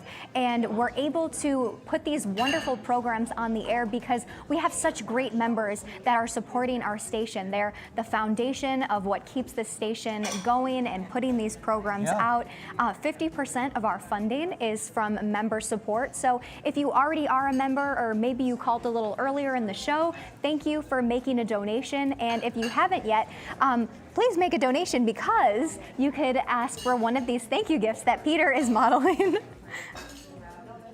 WNED PBS is your local PBS station, and you can support it as a $6 monthly sustainer or with a $72 annual contribution. We'll thank you with this 100% cotton twill Now We're Cooking apron, or donate $10 monthly or $120 yearly. And we will thank you with our bamboo cookbook and tablet stand. Become a $13 monthly sustainer or make a $156 annual contribution. And we'll thank you with this special pair of two-tone silicone oven mitts. Why not get all three of the Now We're Cooking gifts by simply donating $24 monthly or $280 yearly? You're not only getting high-quality essential kitchen gear, but you're supporting WNED PBS. Well, I think I'm going to have to get myself one of those. What about you? Maybe the mitts, maybe the stand, hey, maybe the wonderful apron, or the combo. If you're interested in any of these thank you gifts, then give us a call right now. One of our lovely volunteers will walk you through the very easy donation process. You might wonder what's going to happen. You're going to dial the phone. A volunteer is going to pick up. Thank you for calling. They're going to ask, how much would you like to pledge? And that's always the biggest question. So you might key your answer into which thank you gift you'd like. It's as simple as that. If you forget, that's fine. The volunteer will walk you through. And then you'll be cooking fancy in absolutely no time at all. I know, that's what's so great about these thank you gifts. When you're wearing one of these aprons, you feel like a real professional chef. And that's what's so great when you make that call and make a donation to this WNED PBS station. We again want to say thank you to everyone who's made a donation so far, and especially thank you to our sponsors for today's program. We have Artisans Kitchens and Baths, one of our sponsors today. We also have Edible Western New York and Erie Lakeshore Magazine. We also have Wegmans, Lulu Creations, and Cabinet Reface Direct, Zenner and Ritter Heating and Cooling. So thank you again to all of those sponsors for today. We really appreciate your help with getting this program on the air. And we're about to head back to the kitchen, but I got to tell you, I'm on the sustainer plan. What does that mean? I make a monthly donation. I said it, I don't know, years ago.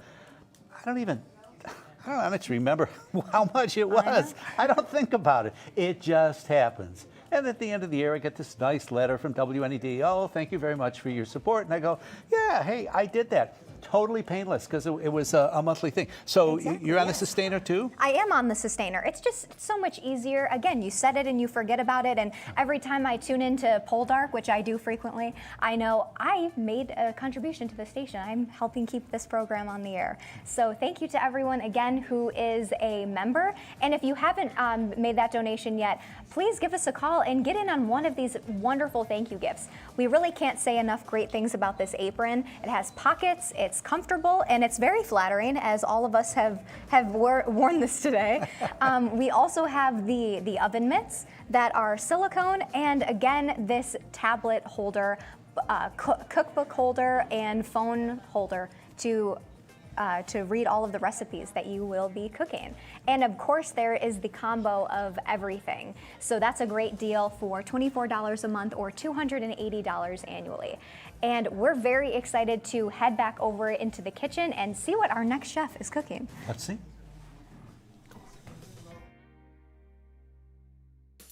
Chef Edward Forster has been a student of cookery since the age of 16. He trained and worked in London, Philadelphia, Chicago, and his hometown of Buffalo. He has worked in the kitchens of many renowned chefs, such as Graham Elliott, Georges Perrier, Paul Kahan, and Mike Andrzejewski.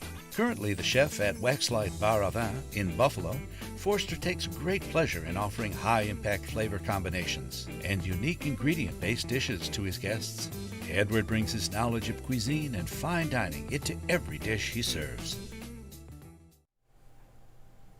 Chef Forster, thank you so much for joining us today here on Now We're Cooking Live. Awesome to be here. Okay, I can already see that your pan is smoking. So what are you making for us today? We're going to make a flapjack. A big old flapjack with some maple braised pork belly, some melty Swiss, and some local maple syrup infused with thyme. Now, let's get this. Let's figure out a flapjack as opposed to a pancake. Any difference? If I said the word Pfannkuchen, how would that resonate? I don't know a thing about it. We wanted to keep the German word Pfannkuchen, pancake, off the menu, and we didn't want to tell people that it was just a pancake because that would be underselling it, and we'd like to be a little whimsical with some some verbiage on the menu. So yeah, a flapjack is going to be our pancake with all of the garnishes baked in. So we're going to have the big slabs of melty bacon baked right into the pancake. Now, what is that right there? This is our pork belly from Rosencrantz Farm. Okay, that's pork going in the smoking pan. Why not? All right. So we're basically going to cook this flapjack pancake in its own fat. I'm already smelling it, literally already smelling Maple bacon that we make, Rosencrantz pork belly, cured for about 8 days in maple and brown sugar, lots of salt, and we're riddling it all week, letting it kind of get salty, and then we smoke it, and then we cook it, and this one we braised so that it's kind of like braised pork belly. Right. So like you could have like a braised leg of lamb or something, kind of like that. When we were talking before we came on, you said we're going to start at the end and go to the beginning. So what did you mean by that? We were trying to confuse people again. Okay, that's good. Okay. So we already have a pancake batter, and we already have cooked pork belly. So we're going to get all this started so that the magic of TV, by the end of the pork belly cooking time, we have both the batter, the pancake, and everything's ready to eat. I'm going to let you navigate then. Go right ahead. So yeah, we have our braised bacon in the pan right now. Basically, we can do anything we want in this pancake.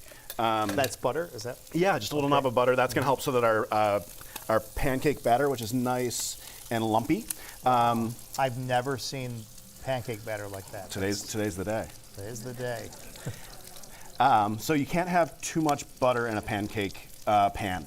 So we have a non-stick pan. We started with it with some heat on it, but again, we could put sausage. We could do caramelized turnips if we don't want to eat meat that day. Right. Basically, we're just baking it into the flapjack. So we're trying to get our garnishes and all the flavors to come together into one dish. So it's fun at breakfast when you can make your own little buffet and scrambled eggs and bacon and you're grabbing stuff. But in this, we're doing the exact opposite, and it's like a one little dish all together kind of idea. Okay. Can you smell it yet, audience? Can you? Yeah. So much time. The herb, not the wristwatch. Right. A lot of time in the cure, and a lot of that's actually infused into our maple syrup as well. So we have like a maple kind of theme. So all this is engineered to be a breakfast idea. But if you're a child like I am, at age whatever, breakfast can be any time of the day, whenever you want. Yeah. I see you have a lot of other things here, though. Is this all part of the, is that going to go into the? Unknown. Unknown, yeah. Okay. My kind of cooking. This isn't really scripted, we're keeping kind of whimsical, keeping it off the cuff. All right. But yeah, so we have some color on our flapjack. So now we did it on like low heat. We got some sear on the pork belly. We can see around the edges. A little cheating action here. On the edges, we got a little bit of brown under there, and I'm sure we can get a bottom shot here. Okay. Because that doesn't exist. All right. So we're going to go right into our brand new oven and try to not break that. So yeah, going to steal this guy. Ooh, all right. So now we're going to make the actual pancake or flapjack batter. Okay. So we've cheated ahead of time because, you know, I want to make this look good. Okay. So we have our egg whites separated from our yolks, and they're all whipped to a firm peak. So now we're going to open a dozen deli containers, because who doesn't like that sound? So we're going to mix all of our wet stuff. So here we have egg yolks. Egg yolks. Some buttermilk from Pittsford Farms Dairy, which is a super rad ice cream place just east of Buffalo in Rochester. Okay. So the buttermilk adds a little acidulation, also texture, and we use creme fraiche, which is a cultured dairy. You could use sour cream if that's what you have at the house. We use creme fraiche because it's French, people don't know what it is, and we like to keep it a little weird and pretentious. It's a resounding theme right now. That's it. All right, so we have some melted butter. We're gonna add a second. Our pancake mix is all-purpose flour, and again, we have like the Finger Lakes freshly ground flour, super cool. It's a little firmer, so if you're using a softer all-purpose flour, you might need less water to hydrate, less liquid. Okay. But try it the way it's on the website, and if it needs to evolve. I heard you use a word I have never heard in my life, acidulation. Ooh. I usually make words up. That one actually exists. That one exists. Does that mean make it acid? Yeah. To put, okay. It's adding acid to the idea. Acidulation. But SAT don't Google word, it. kids. Yeah, don't Google it. If it's not a word, I don't want to know. Now, what's this? Some melty butter. Melted butter, okay. So Melty butter. Melty, yeah. It'll incorporate a little easier. All right, so we're going to add that. So now we have all of our wet stuff in the bowl. Okay. And now we're going to gently add and fold in our firm peak whipped egg whites. And so folding, you don't want to mash it. You know what I mean? Like you want to be gentle and kind of just stir.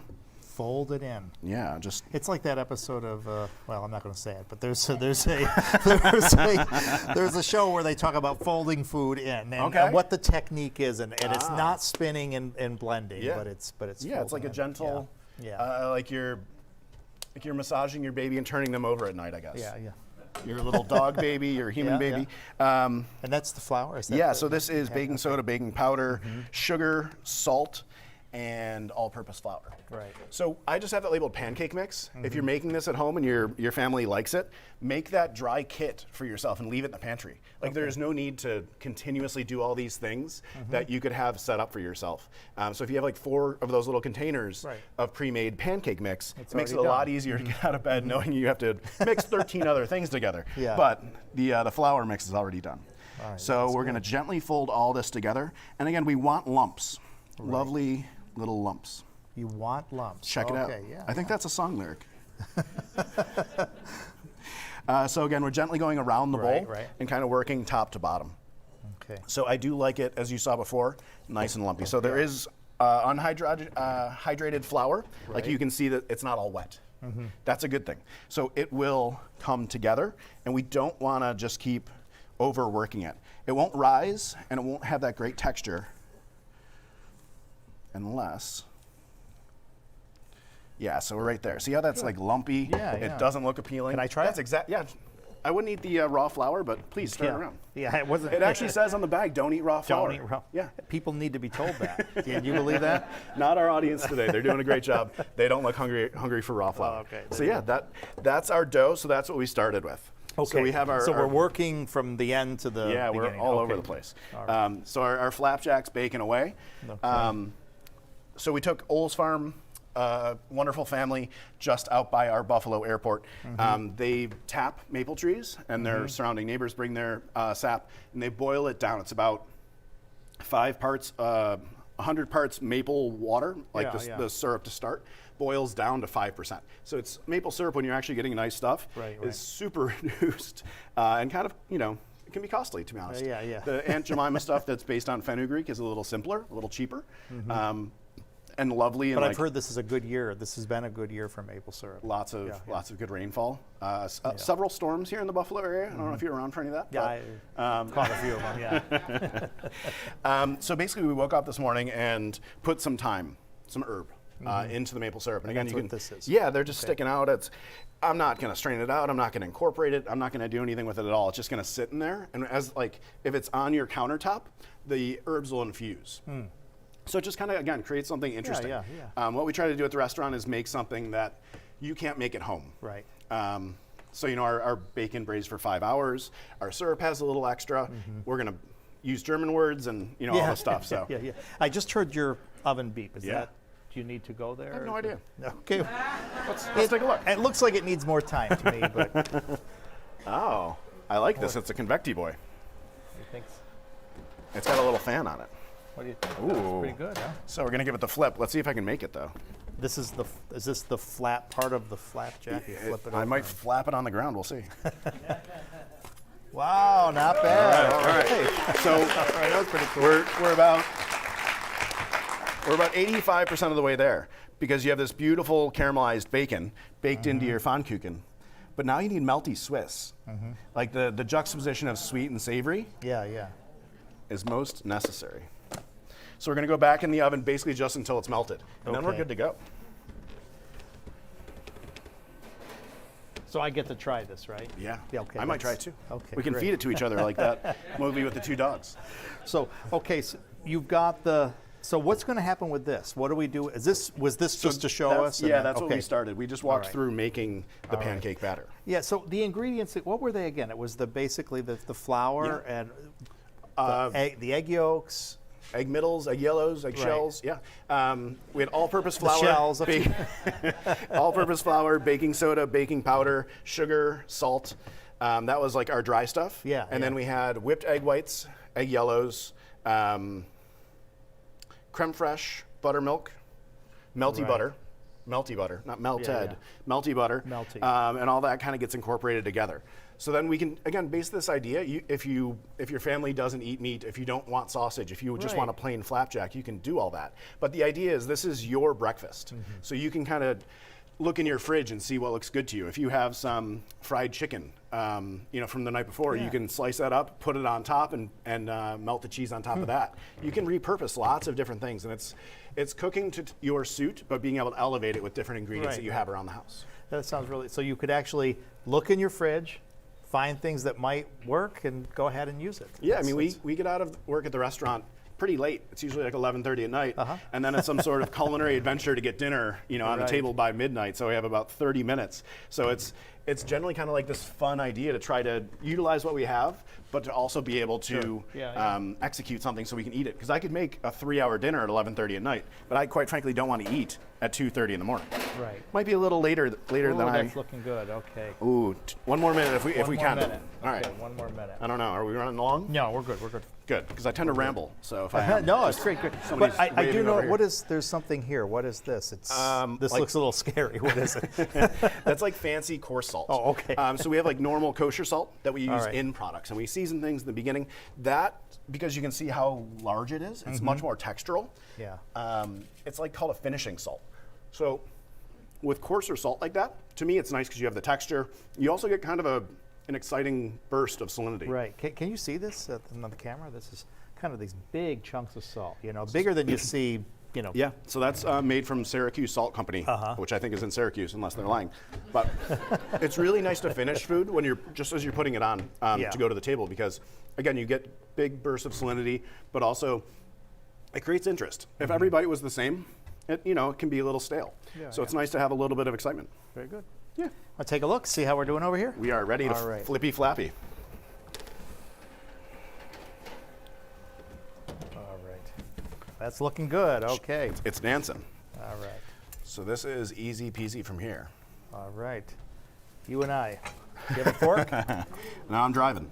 Is this a fork item? Yeah. I happen to have 4 forks with me. Wow. How much syrup do you like? That's good right there. All Right there. Yeah. And a little bit of coarse salt? I would love it. All right. So there you go. You want to take it? There's a fork. Yeah. I've got a fork. I want to show the camera. Can you get a good shot of that there? All right. And remind us what this is called again? It's just a maple flapjack with braised bacon and melty Swiss. We actually do this at the restaurant on the brunch menu. All right, I'm going to enjoy this. You want to take a piece? Well, you got to get a little bacon in there too. Oh, see yeah. how easily it cuts Yeah. because it's braised off. Okay. Yeah. All right, I got to get a little bacon. Yeah. Okay. We were talking about being in the pig's All right. belly. Now and bacon. Now I'm taking up all this. Okay. It's melty. It's great. Yeah, this is great. Okay, ready? Cheers. My God.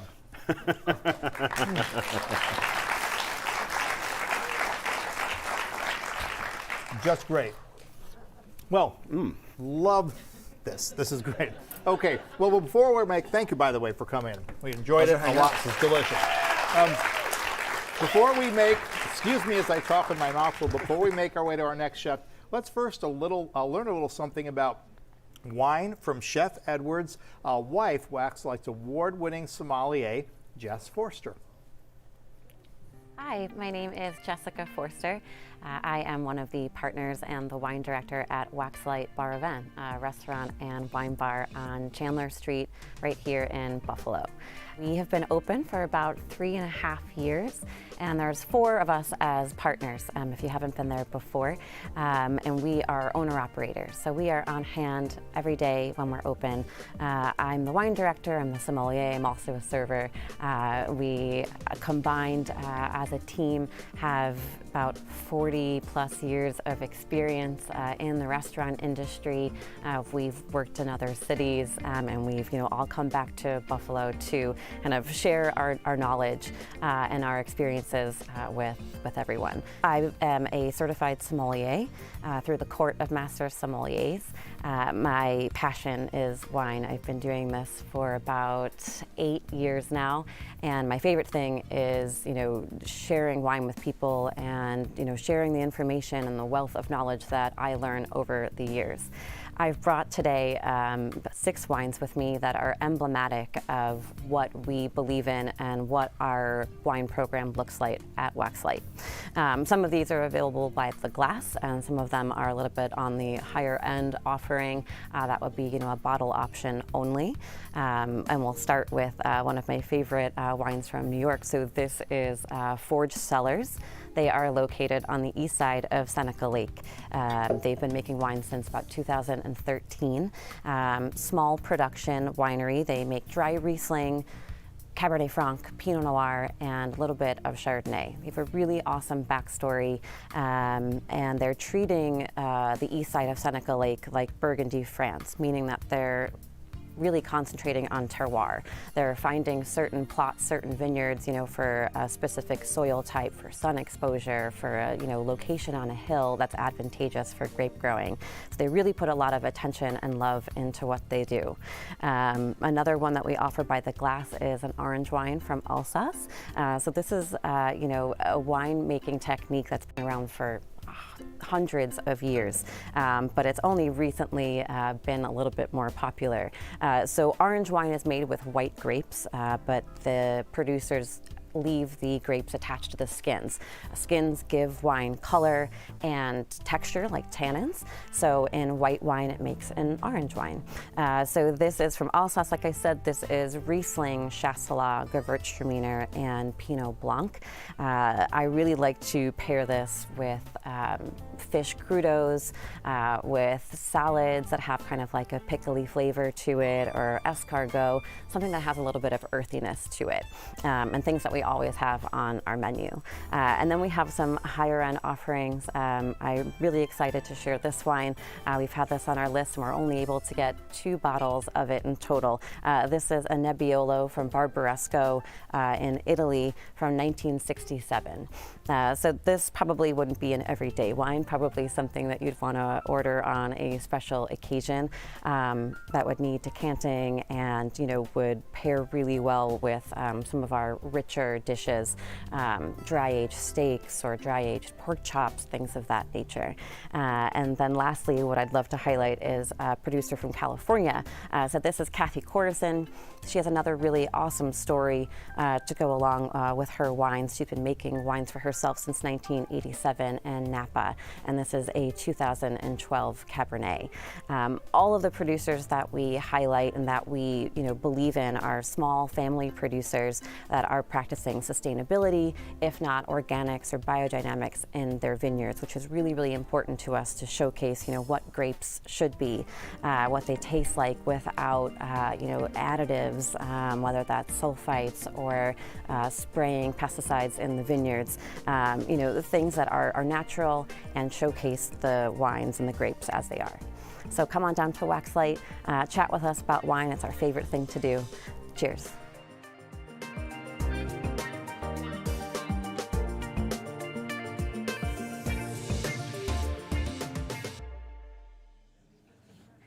Wow, that was such an excellent segment on wines. I had no idea. I usually just enjoy a glass. I don't really think about it. But those all sounded amazing. So I'm going to have to head down to that restaurant. She definitely knows what she's talking about. Yes. I'm just trying to figure out how you can hold a wine glass with these mitts.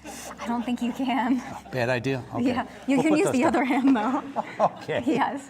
While you're taking something out of the oven with your wine glass. Oh, there you go, yes. Well, you're the one who drops her cell phone in the brownie batter, so. And I've done it a couple times is the worst part. And also just a little like banana bread batter on the phone, drop it on the phone. It's just, that's why you need one of these lovely stands. Yes. And it has the WNED PBS logo on it, so it's really wonderful. Stand. The Very cookbook nice, stand, very nice, yes. And of course, the wonderful apron, Yes. which we're going to tell you about in just a moment. Happy to be bringing you shows like this, only possible because of folks like you watching right now. Folks are very, very important to the station.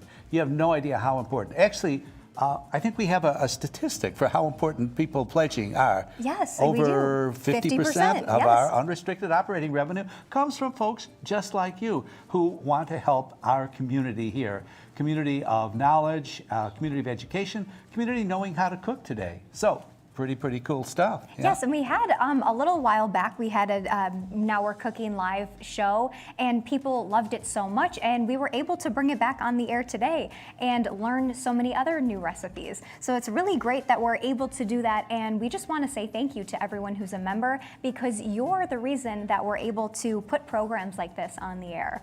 So please give us a call, show your support, make a donation, and get one of these fabulous aprons. Fabulous aprons. Yes. Now, did you know that if you want to try out cooking any of the recipes that you're seeing here today, you can do that. Just go online to our website, WNED.org, and then the / Now We're Cooking, and grab the recipes there. Also know that becoming a sustaining member right now shows your support for our local cooking programs. What's a sustainer? That's a person who agrees to provide monthly dollars. You don't have to worry about it once you set it up, really. You forget all about it. So here's how easy it is to do. And while you're thinking about doing this, we want to give you some ideas of how much you might make that monthly donation. Here's a little bit on our thank you gifts. WNED PBS is your local PBS station, and you can support it as a $6 monthly sustainer or with a $72 annual contribution. We'll thank you with this 100% cotton twill Now We're Cooking apron, or donate $10 monthly or $120 yearly. And we will thank you with our bamboo cookbook and tablet stand. Become a $13 monthly sustainer or make a $156 annual contribution, and we'll thank you with this special pair of two-tone silicone oven mitts. Why not get all 3 of the Now We're Cooking gifts by simply donating $24 monthly or $280 yearly? You're not only getting high-quality essential kitchen gear, but you're supporting WNED PBS. All of those thank you gifts look fantastic, and since we have them here in the studio right now, I can confirm that they are fantastic. We used these in the oven a little earlier. They keep your hands protected, and the apron, they keep your clothes protected. So it's really great and a great way to support this local PBS station. You want to invest into shows that entertain you, they educate you, and that's what we do here on WNED PBS with shows like Now We're Cooking Live. So please make a call and make a donation to your local PBS station. And a good reason to do that is because this station is home to all kinds of different programs that you know and love. Of course, we have cooking shows all week long, Italian, French, Greek, Scandinavian.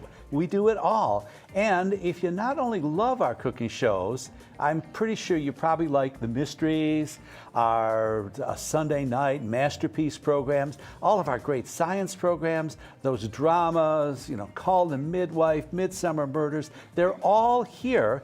And if you've ever missed an episode or just remember one of them with fondness that you'd like to see again, we've got a trick that you can actually do that. And you can get your passport to all of the great programming that we've had over the past years for just $5 a month. Here's more on that. If you love to cook and you love WNED PBS, this is tailor-made for you. Your $5 a month donation as a sustaining member automatically provides access to hundreds of hours of your favorite WNED PBS cooking programs. Stream on your schedule via Passport, binge whole seasons, or savor individual recipes whenever you want. Simply call the number on your screen and ask about WNED Passport. And this episode of Now We're Cooking will be available on Passport too. What are you waiting for? I mean, we just love Passport. It's such a great feature. It is so cool. And something that I'd never admit in public, but I am, like you, a binge watcher. Yes. So if you have ever binged, Passport is for you. But now, I guess, let's go back to the kitchen. How exciting. I can't wait to see what they're doing next. Chef Cinquino, thank you so much for being here. I'm really excited about this recipe. There's a lot of great ingredients laid out here. Can you tell us what we're making and what these ingredients are? We're going to make a kale and roasted potato salad with lemon tahini vinaigrette. Ooh. Kale is one of the ingredients that we can get in Western New York about almost 9 months out of the year. Wow. Yeah, so. Is it grown outside for 9 months? It's grown outside, and if it's not too snowy in December, the farmer will go out there and root around in the snow and find the kale. Because we cook and sell strictly seasonal. Okay. So in the winter, it's beets and carrots and cabbage, and then come June, July, then it's like, woo, beautiful. So this is at Farmers and Artisans? This is at Farmers and Artisans. And so kale is one of those ingredients in the kitchen that I can pretty much count on that we can do almost all year round. So there are times I really like kale. And You're then gonna there are like this times, kale. okay. You're gonna like this kale. I can pretty much guarantee you're gonna like this kale. Okay. So what I'd like to show you is how to enjoy kale more. We've already roasted the potatoes, so we won't worry about those. Those are just beautiful. a little cubed up potatoes, a little salt, some olive oil. Roast those off. You can steam them. You can pan fry them. Whatever you need to do. So do the you potatoes. source those from a local farmer too? We do. Oh wow. Yes. Yep. That's and amazing. because potatoes are stored. Yeah. All, you can get all them winter. all year. So the key to the success of eating kale and enjoying kale, and digesting it, is to massage it. Oh, okay. So, we're going to, I like a good massage. going to I'm massage the kale. Do I? What we could do is. Are you going to show us how to prep it before I'm going to show that? you how we prep it, because I didn't. Good, then we can learn. So we want to break down the cell wall of the kale, and that, it makes it shiny, it makes it softer, it's really beautiful, but also it chews better. Yeah, it's easier to eat. sometimes it's really hard. It's hard to eat. And like you'll notice here, these are tiny little ribs of kale, Yeah, because but this is sometimes they're like tree early season trunks. kale, right? So we've stripped off the kale here and made this beautiful, so there's a little That's purple in there, gorgeous, because I'm all about the yeah. color. So pretty. So you make a little, I really don't have a way to do it. So we're gonna just do it on here. Okay. You can make it separate, like a little massage oil. So it's a little bit of olive oil, just a little bit, you don't need a lot. A little bit of lemon juice. You can use fresh, you can use this wonderful Natalie's. So is the lemon Just juice a tiny bit. for the acidity? It all helps. It all Okay. helps. And then a little pinch of salt. Okay. So all of that works, but sometimes if you don't have the other things, or I forgot lemons, just use Massaging. olive oil. Okay. A little bit. So if you want to put a glove on, Okay. and what you want to do is you want to work the kale and rub it in and move it around just like that.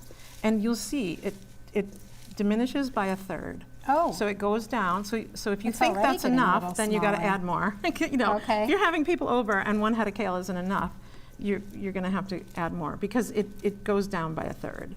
Is that just from the mechanics of rubbing it, or Right, it's right. the And so it salt, softens. it's So like sometimes you have kale that's tight and crisp, and then once you massage it, it relaxes. Kind of like your mother. You know, like you just like, don't pester your mother because she's not going to say yes to the cookies. Yeah. But if you just calm down, she might say yes to the cookies. So give her a little massage, and she might say yes to the cookies. I used to brush my mother's I hope my hair. children are taking Yeah. note. You know. While Wow, you're doing look that, at how different we're gonna that start, looks right? now. It's shiny and it's deep in color, so it But makes it's a still, pretty salad. You can feel it still has some nice texture. It's to still it. kale. Yeah. So then we're gonna do a little vinaigrette, Okay. a little garlic. Take this off. Yeah, me? you might Okay. pop that off. So at home we might just wash our hands. We and might do just that. wash our hands. I think hands are good. Yeah. Clean hands are good. Okay, so we're gonna put a little parsley in there, a little garlic, grind it up. This looks familiar. Yeah. Okay, so our lemon tahini dressing is a little garlic, some parsley, Some tahini, I see. some tahini, which I don't So know do you if buy people that know. or do you make You can that? buy it. Okay. It's easier to just buy it. Okay. You could make it, but it takes yeah, it's like, it's a process. So, Yeah. but tahini, I don't know if 'Cause people it's know this. basically It's sesame sesame seeds, Yeah. right. So you're gonna put a little tahini in. We're not gonna make I made it once. It did not turn out. You made very tahini? good. I did for Really? hummus. I don't recommend it. I Oh, think yeah, you're right. no, it's hot. Yeah, Try right. it. And some are thicker than this, some are softer. Mine was not that smooth. So we want to put a little lemon in there and blend it up. And again, use your fresh lemon. I love fresh lemon, but we're gonna use our beautiful Natalie. So you want to blend that up. Make it work. This smells so good. I don't know if it can get as far as the audience. Well, but and man, it smells like tahini sunshine. is so good for you. It's delicious. It's a nice all year round flavor. So blend that up. I'm going to put a little bit more lemon in there just to get it smooth. And then we want to create an emulsion. So you want to, and I hope we create an emulsion. Okay. And an emulsion is when the fat creates this nice smooth okay. texture. So I want to. Where are you getting the fat from? The sesame? The olive oil. Okay. Well, both. Yes, Okay. definitely, but both. So blend that up. And you could do this in a shaker jar. You don't have to. You don't have to do it in a food prep. You could do it in your blender. I'm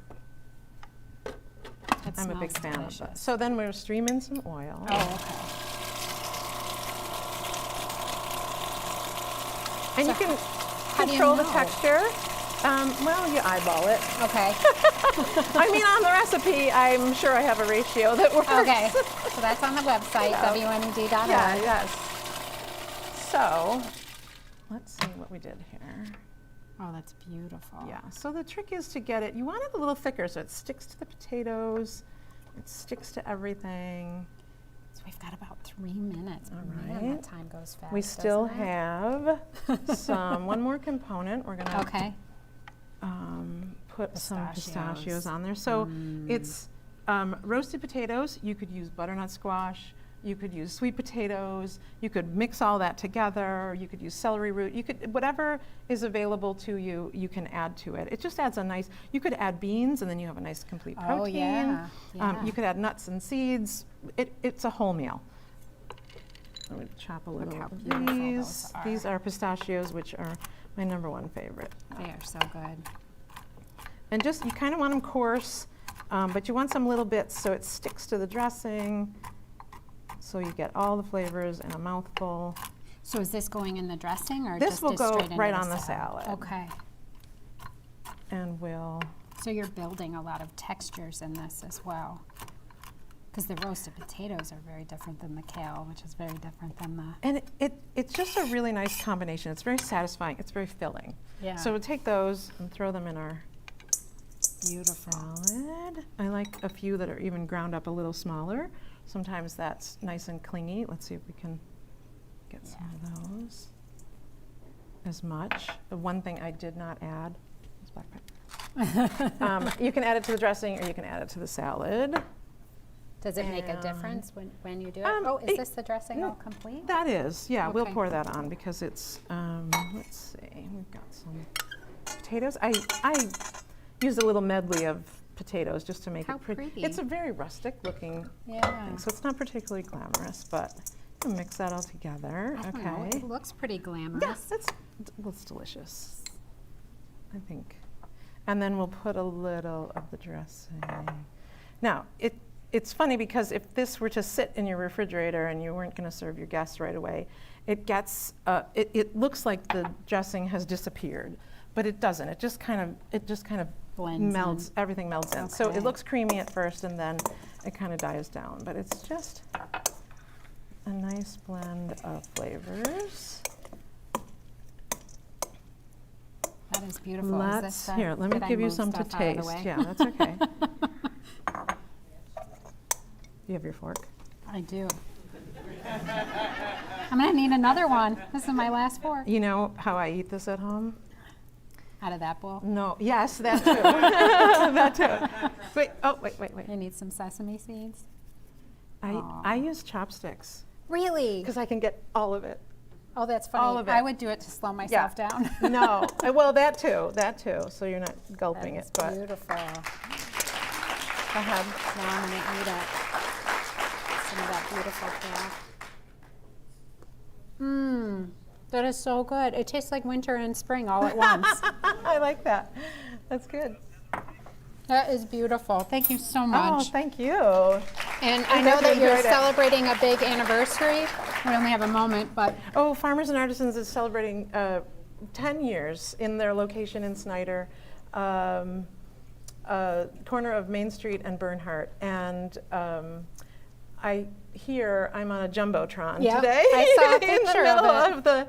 in the middle of the store. But yes, we've been 10 years of local food, eggs, dairy, meats, prepared foods, soups, bakery, scones. that's so nice. Yeah. Well, make a Bye. trip out there. And while you're planning that trip, let's head over to Peter Hall in Margaret Niederpruem to hear a little bit more about how you can support WNED PBS and other programs like Now We're Cooking Live. Wow, another amazing looking dish by a very talented local chef.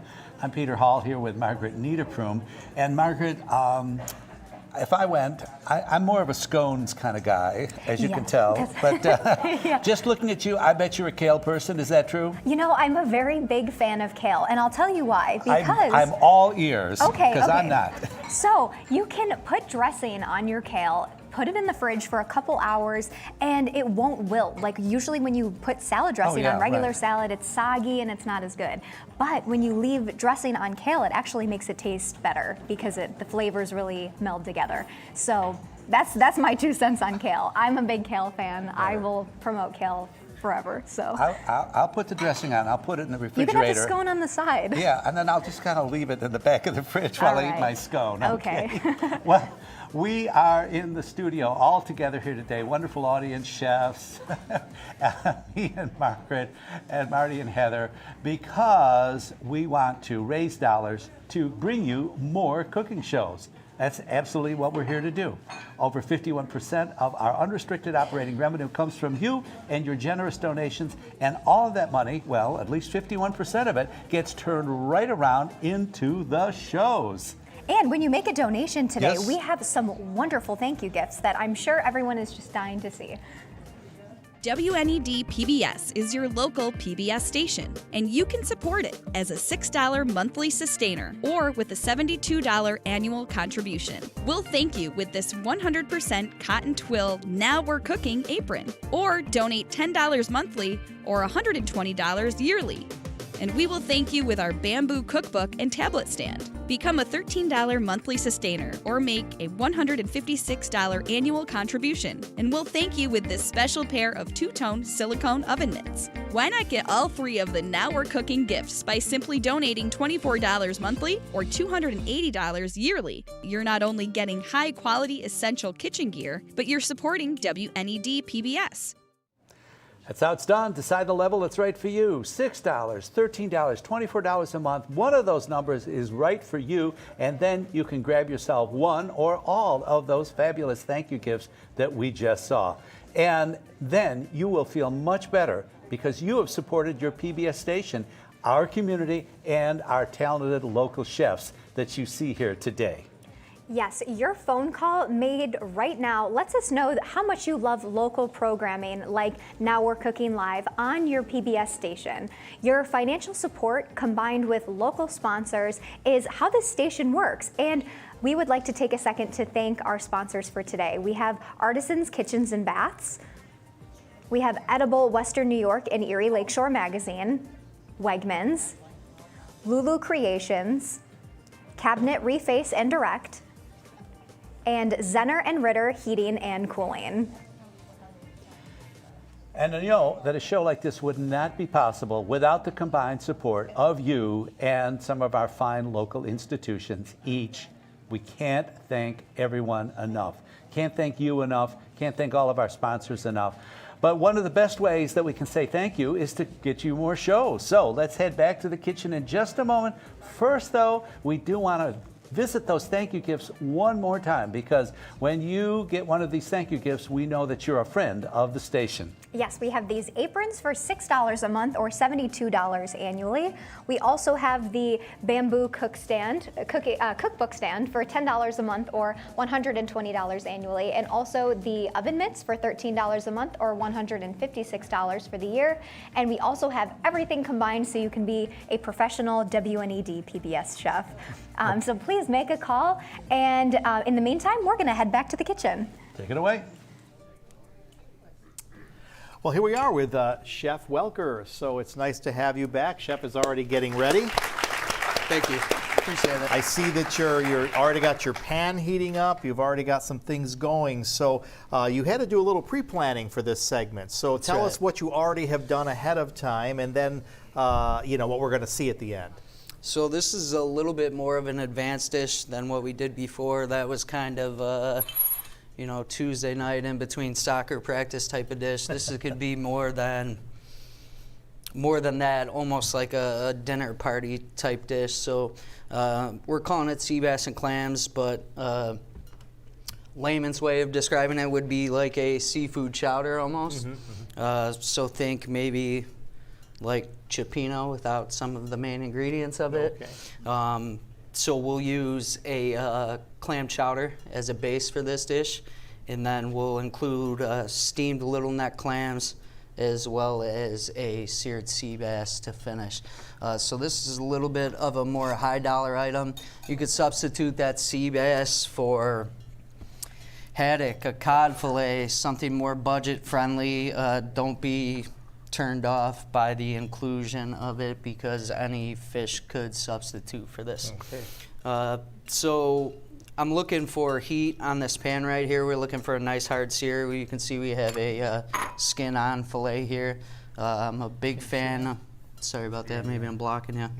I'm a big fan of skin on for seafood. If you're turned off by it, it's probably because you haven't had it cooked right. You're looking for it's true, skin is, it's good for chicken, it's good for everything. It protects the meat and also gives you a little bit of texture. So we're looking for crispness on the skin, and that's what I think most people are accustomed to lacking. And chances are that's just a lack of a proper sear. For those of us who aren't good at cooking seafood at all, I noticed that you and other chefs have talked about having the pan really hot beforehand. Is that really important for what you're doing right now? Yeah, absolutely. You want to have that oil to its smoke point here. Different oils, different smoking temperature. I use a high temp blend for mine. Okay. This is accustomed to go into ovens 500 degrees plus. So it's great for a dish such as this, where you're trying to cook this fish through while maintaining that texture here. So the type of oil is huge, as well as the way you cook it. So you can see on the sides here, we're starting to get some golden. We just want to see that start to creep up that fish there before we're going to go ahead and turn that. Right. That will give you that texture that I'm talking about there. My intuition as somebody who's not a chef is that this smoke is bad. Is that not true when cooking No, seafood? no, This is no, a no, good that's thing. not true. Okay. Yeah. No, All right. I mean that's the whole purpose of your hood system in the kitchen. The smoke is not a bad thing. Don't be turned off by that. Okay. You just don't want to see blackening. That's when it's bad, you know. So use a little bit of common sense here, and you don't need to be afraid of something like that. This is what you want to see. Yeah. Can you smell that in the studio audience yet? Okay. Good. Yeah. Good. So you can see here on the fish, if I start to lift it up, Ooh. Yeah. we're getting golden on that. That's what we're looking for. Anytime you're flipping that fish, always do it away from you. I try not to use any more oil than we need. We're not trying to deep fry this fish. Right. Keep it clean, you know. So you can see our smoke starting to increase there. Yeah. A little bit of browning. We'll just turn that down a little bit. Nothing to be afraid of. Okay. Over on- I have to say, would this alarm you in your kitchen to have this kind of smoke? Yeah. But it's really okay as long as you're not creating a fire. Yeah, that's Okay. that's it. That's what you don't want. But Yeah. that's the whole point of using the proper oil as well. Yeah, the proper oil. Yeah, if I was, What is the oil? You used a mixture of oil for this? yeah, this is actually a mix that I get from one of my purveyors. It's avocado. It's all different sorts of vegetable oils. Again, that are accustomed to these high heats. That's what we're looking for. Right. Okay. So this is the boring part of the dish and the most hard part of the dish. It's making sure that this fish is cooked right. If you're not accustomed with the cooking of fish such as this, a lot of it is by the touch method. You can use a thermometer, whatever you're most comfortable with, but we're basically looking for this fish to start to turn white around here. That's what we want to see. I'm starting to see that. That's it. Yeah. On the sides, you can still see a little bit of clear here. Same thing. You want to speed this along. We're on a time crunch. You got family arriving. Hit it on the side there. It's going to be okay. You're not taking away anything from it there. It'll just give you more caramelization, if anything. Right. Kind of reinforce that texture that we're seeking. Now, did you coat the sea bass with anything before you put it in the pan? No, I didn't. Okay. That is something you can do. I've seen it used mostly with like the grilling of items. If I was to char this sea bass instead, yeah, I would have coated it in oil. But this pan is all the vessel I need. I mean, no for that salt type and of pepper, nothing like that? Was Sorry, I guess I kind of skipped that part. Yeah, this sea bass. Anytime you want to sear a piece of meat, I think a step that is most commonly skipped is the drying of it. So I always take a paper towel, just give it a little dry. That'll help you get that nice firm skin that you're looking for. And it makes it not stick to the pan, right? Exactly. Yeah, okay. I think another mistake that is commonly made is the seasoning of your proteins. A lot of people pull it out, you'll get your pan hot, and then you hit it with the salt and pepper. Right. You all probably noticed that didn't happen in my case. It's already in the bowl. I seasoned this fish fillet probably about 45 minutes ago, okay? Any of that is not going to help. It's going to help break down that fish so that way it's a little bit more palatable for you. We're down to about 3 minutes, so what do you think we need to do next? This is really it. I got about 2 minutes on this fish here. In my pot over here. Ooh, look at this, everybody. I have steamed clams. Now these you did beforehand, right? That's right. Right before I came out here, this is a basic clam steam. Used a little bit of clam juice, white wine, salt, pepper, lemon, garlic. You can't go wrong with any of those. No, these are all building blocks. Use it. In this pot right next to us, I have that looks the like clam a real chowder. clam chowder. That's nice it. and A little thick bit of thickness to it. You want it to kind of stand up to the plate, and that's what we should have here. Right. So while we're finishing this fish up, I just have a couple lemon wheels here. And feel free to add this in towards the end of your cooking. Yeah. This will give you some nice caramelization of the sugars on this, and will help increase that flavor that we're searching for. It's seafood. This is a spring, summertime dish that we're doing here. Lemon goes hand in hand. I think that's pretty obvious. Right. So this is what we're chasing right now. Great. So with about 2 minutes left here, I'm going to give this fish 1 more minute, and then I'm going to show you how to assemble this. All right. Over to the right, another step that I took the liberty of doing in advance here. We just have a little bit of charcuterie. We're doing a seafood stew here. It should go without saying that some nice cuts of bread for this. Just add to it. So don't be afraid for that subject as well. Throw our lemon right on top here. Herbs and lemon, and you have your clam juice. Yes, that's just a little bit extra in case I needed a touch. Doesn't look like I do, so I feel pretty comfortable with that. Okay, so we'll take our clam chowder now. We're just going to want to go into that bowl. You're not looking for an excess amount here, just enough to cover that bottom. So we'll layer it out. That's about 6 ounces right there. Again, this can be as much or as little as you like. Nice, Think of it as a sauce. It can be an accompaniment. It can be the dish, however you see fit. It's kind of brought up to your liking here. So we'll go with that sea bass right in the center there. Nice.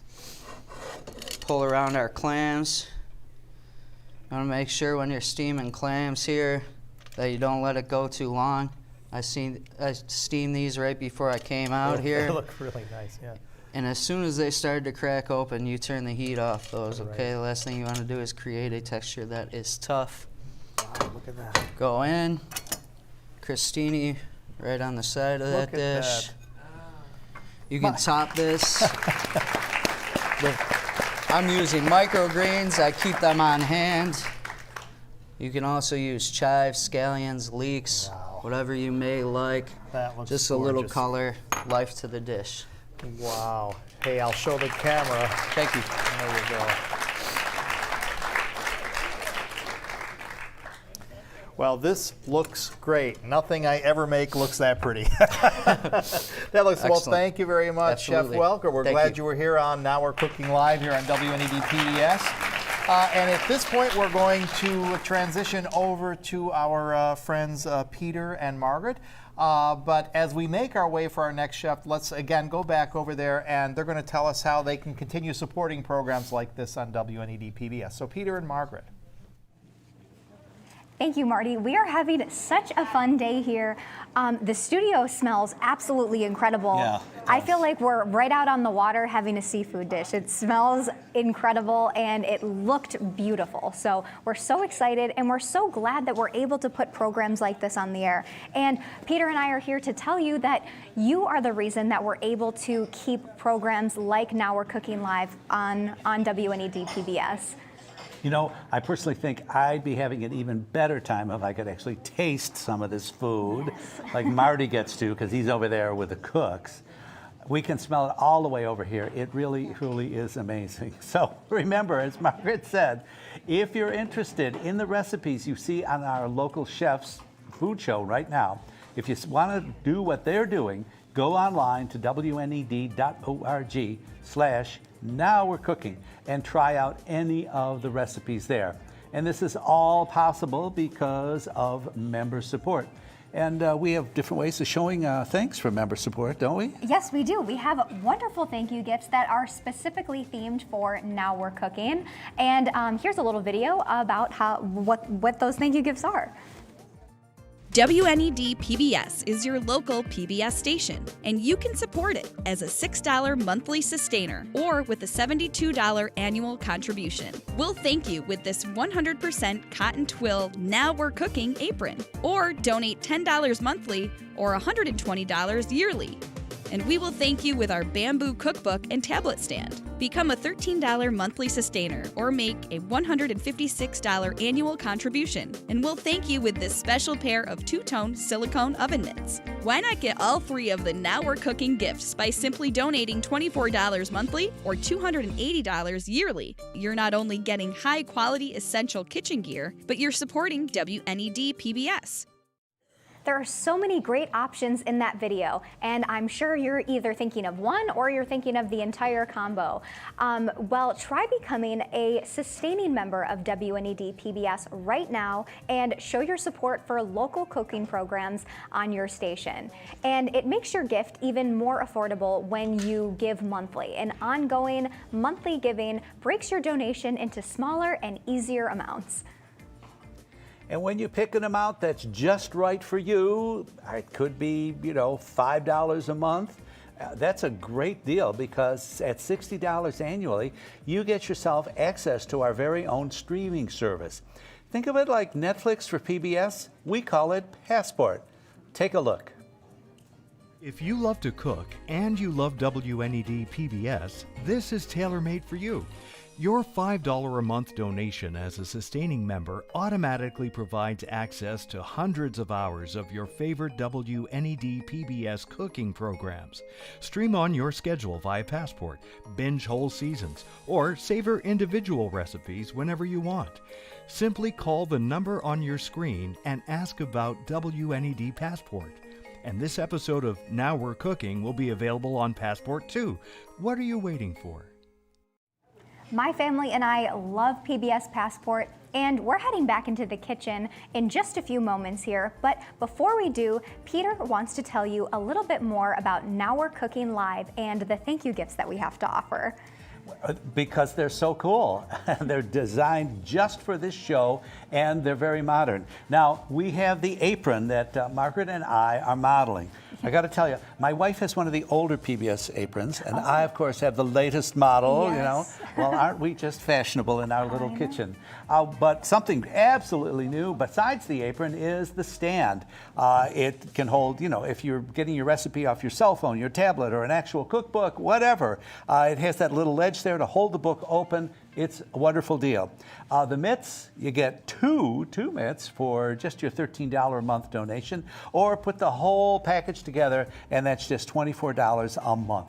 $24 a month is an easily affordable way to support all of the great cooking shows you watch here. But speaking of cooking shows, what do you say we go back to the kitchen? I think that's a great idea.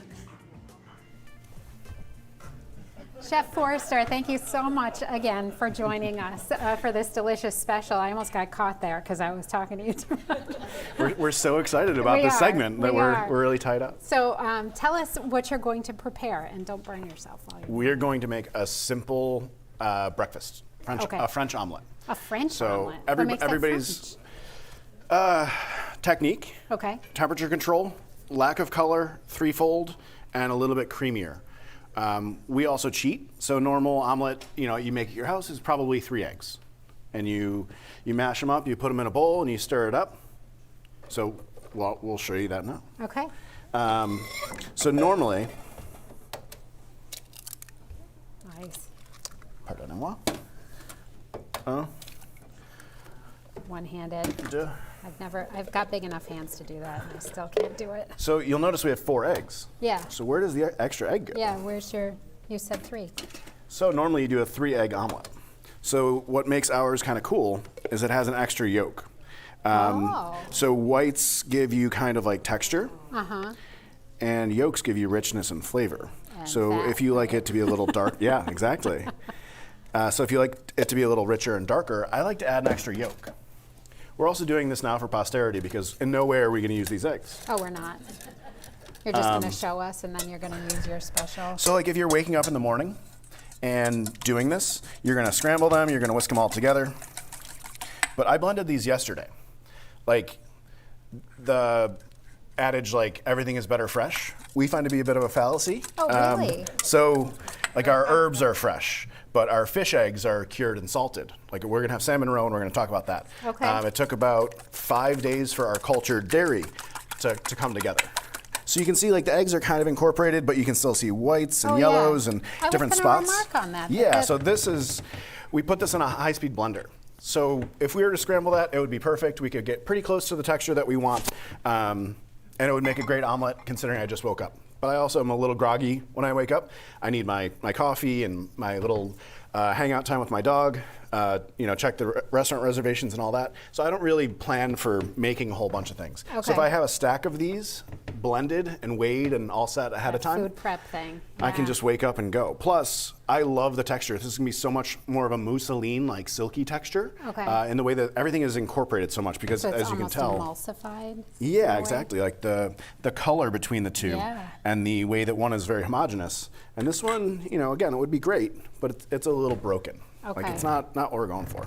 But so all of this is technique based. So we're gonna do a fancy sauce with salmon roe and creme fraiche and chives.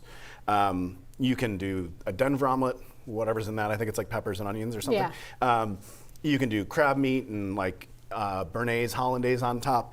You could basically find whatever you have left over in your kitchen, some bacon scraps and some veggies and some cheese. All of that just apply to this technique. Okay. So the whole idea is based off cooking, controlling your heat. So we can blast this, we can put it on high heat, but then everything's gonna curdle super quickly. We can go slowly on super, super low heat, and it it'll dry get there. out? It'll get there. Yeah. It just might take a minute. But basically, we're using like a slightly thinner nonstick pan, because if my pan's too hot, I can wave it in the air and cool it off a little bit. Right. If my pan is not hot enough, I can always dump the butter out. So watching this right now, I don't think this is gonna be hot enough. So my butter's not melting, it's not bubbling, it's not sizzling. So I can tell the pan's too not hot cold. enough. Okay. So I'm just gonna dump that out instead of being impatient. You can't just keep putting butter in it, because that's kind of yummy. You can leave it to sit, but But then that messes up your you just- temperature. so the technique behind this, right? I worked for a little angry French guy who was spitting and yelling and never knew anyone's name. Luckily, he knew mine after like year 5 or 7. But he hired someone to be his restaurant partner and executive chef based off this technique. So if he was able to make a French omelet for him, he would hire them. So I've still had people that I've hired and taken on that I'm like, you know what, cook me an omelet. I don't need you to cook me an $80 steak. I don't need you to whimsically come up with a lobster dish. I just like to see if you can control time and temperature, and if you can season food correctly. Because So if you this can do is that, like a litmus test for how good it's of pretty a chef deep you right now, are. right? Yeah. So It was like my journalism school professor who said, if you can't give good directions, you're not going to be a good journalist. I like that. Yeah. Just enough detail. I'm gonna steal that. So I'm not putting my hand in the fire. I'm not touching the pan. But I kind of get a sense of when it's heating up. You know when it's Yeah, I'm gonna give it like another 30 seconds. Okay. And again, even during the cooking process, our heat source is below. So we know where the fire's coming from. So if it's going too fast, I can always pick up the pan and move it, take it away from the heat source. And because it's not a big, heavy pan. Yeah, you and can exactly, you're gonna adjust the lose heat faster, whereas the thicker pans would retain heat, which can be advantageous for searing steaks and different things like heat Not for retention. And omelet. I don't really want it right now. Okay. So you can see I'm getting a little smoke, which means it's pretty hot. Oh, yeah. And So you that's don't have good. anything in it. Yeah. So we're gonna come back to that in a second. We're gonna get our sauce ready. So, we want our sauce, we want our eggs, we want our pan, we want everything to be ready. So have you had salmon roe before? Nope. Do you think today's the day on camera? Yes. Trustful. Oh my Love gosh. it. I'm gonna make sure it's an extra large too, just so that you have to Eat escape. the whole thing. I'll do Okay. it alongside just to make sure that It you looks know. like boba. Is that a Boba Fett Star Wars? No. Mm.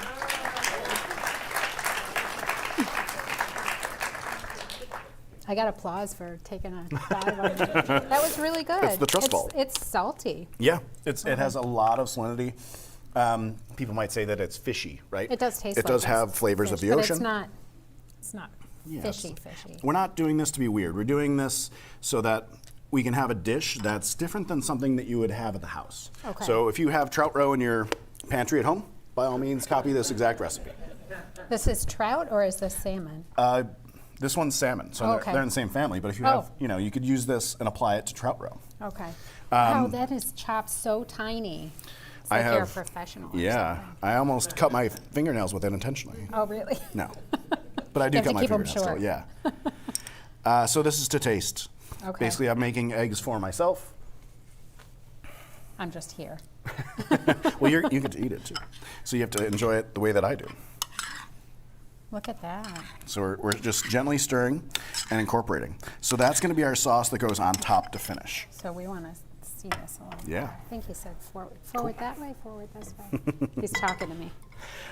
Look at these little, so I said boba because that's that stuff in tea, and it actually pops like that too. Yeah, like bubble tea. Yeah. And yes. yeah, you don't need to have the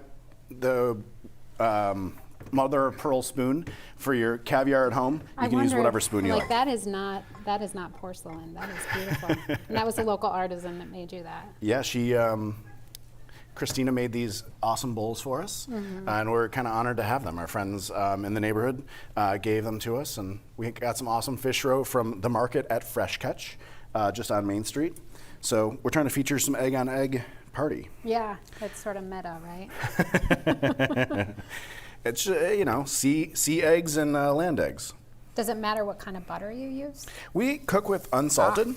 There's that sizzle. Yeah, so you're getting some. Your moisture is going to evaporate, right? So you season the egg before you put it in? Yeah, because you want some salt in the eggs. Okay. Or at least I do. So you could always topically add it, which is going to be what the coarse salt is for. And so again, we're just scraping. I'm stirring with my left and right hand. One is pulling back and forth, and the other is going in a circle.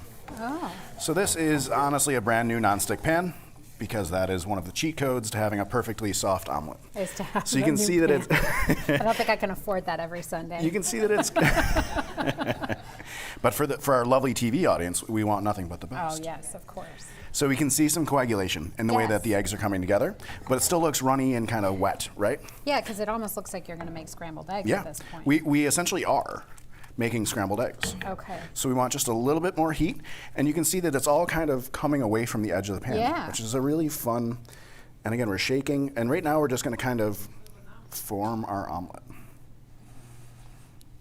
And so again, we can call this a French omelet, we can call it fancy, we can call it breakfast. It doesn't have to be something to be revered. It's just how we tend to do it and how we like it. So we're gonna let that rest for, I don't know, 10 seconds. Okay. While normally, maybe I'm grabbing orange juice.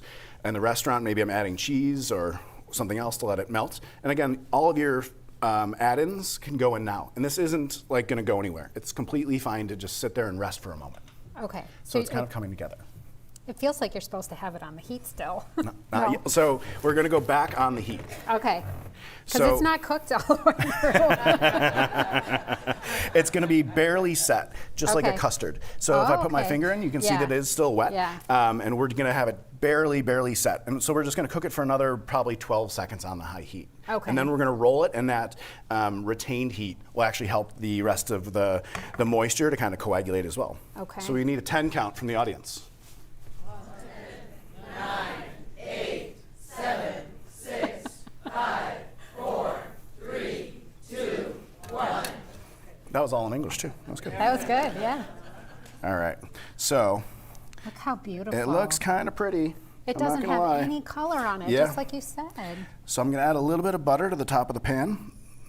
And so we're doing like what's called a threefold. It looks like a roll. Yeah. And it looks like a little smile right now. It is threefolded. So it dumped over, and we can fix that. Oh, it wasn't supposed to be like that? I liked it. So now you'll notice no color, no texture on top, and then we're going to cover it in sauce and ruin the whole look of it. But again, this is just something that we would like to enjoy and try to make something different. Look at that. Okay. And so that's enough for me. I don't know how much that salmon roe creme fraiche that you like. Yay. Since I've never had it that way before. So that's our little French show omelet. This off, and then while I'm showing this off, did I hear that you were nominated for a James Beard Award? That's why I grew the facial hair. Yeah. We were incredibly honored to be nominated as a team for our beverage program. So chefs here in Buffalo have been nominated for regional chef awards, which has been incredible. But we got nominated for national recognition. So we were one of 20 restaurants and bars that got kind of a nod for our wine and beverage program here in Western New York. So we're trying to showcase the best of the region. Yay. Congratulations. All right. And get a little bit, look at that on the inside. So it doesn't look like it's got it's texture soft. on the outside, it's- but it does. Yeah. So you got chicken egg, super broad texture, some acid from the creme fraiche, saltiness. That is stunning. That is so good. I would eat that going for intentionally, another yeah. one. I would eat that intentionally. This is so good. It's the combination. I kind of want to try the omelet without it so that I know, please. because that does taste so good. But again, like the fun part about this is the cooking technique and the way that you can take this home with you. Slowly shearing the eggs, stirring with both hands, not getting anything super crunchy. So it's about that ethereal soft texture, Yeah. a slightly custardy inside. Yeah. Because you can see on the outsides, it's not like leaking No. any albumin or anything out of the sides, which is great. But to have it barely set like this is not everyone's cup of tea, but it's fun to try new things. And if you Yeah. enjoy it, hopefully you can make one at the house. I will try. Thank you so much. This was so good. Thank you. Fantastic. Is there anything you'd like to promote from the restaurant? Come join us, stop by, say hi. We can do, your dinner for your birthday, but we also just like to see people pop in, have a glass of wine and a little pork rillette finger sandwich, and be able to be in and out the door in 25 minutes. So come see our friends in Chandler and visit your local small-owned restaurants. We really appreciate the support. Wonderful. Thank you. That was very good, thank you. And now we're going to go back over to Peter Hall and Margaret Niederprum, and they're going to tell us how to support WNED PBS and other programs like Now We're Cooking Live. Yes, we will. Chandler Street. My wife is big on Chandler Street, so now we have another reason to head over. Oh, perfect. That's great. Great. Well, it's been such a great day here, and we hope to be back for more programs like this in the future. No, Margaret does too. And if you want that too, then you've got to tell us. And the way to do that right now is to call or go online and either become what we call a sustaining member. That means a regular monthly donor to WNED PBS, or feel free to give a one-time gift. Whatever works for you works for us. That's right. Whatever works for you works for us. And we are just so excited about this program. And we're so grateful that we're able to highlight local chefs and restaurants. And this show is really just about building a community in Buffalo and Southern Ontario, and a fantastic repertoire of cooking shows for your local PBS station. We're so excited about Now We're Cooking, and we want to show you a little bit about our thank you gifts that we have. WNED PBS is your local PBS station, and you can support it as a $6 monthly sustainer or with a $72 annual contribution. We'll thank you with this 100% cotton twill Now We're Cooking apron, or donate $10 monthly or $120 yearly. And we will thank you with our bamboo cookbook and tablet stand. Become a $13 monthly sustainer or make a $156 annual contribution. And we'll thank you with this special pair of two-tone silicone oven mitts. Why not get all three of the Now We're Cooking gifts by simply donating $24 monthly or $280 yearly? You're not only getting high-quality essential kitchen gear, but you're supporting WNED PBS. And remember, your donation supports the creativity and all of the engagement that we get from cooking programs here on your station, WNED PBS. Make it your station by calling now with a generous pledge of member support. We want to take a moment to thank everyone involved in today's production. We couldn't have done this successfully without you. We also want to say a warm thank you to our sponsors for today. Thank you to Artisan Kitchens and Baths for donating our fine kitchen set.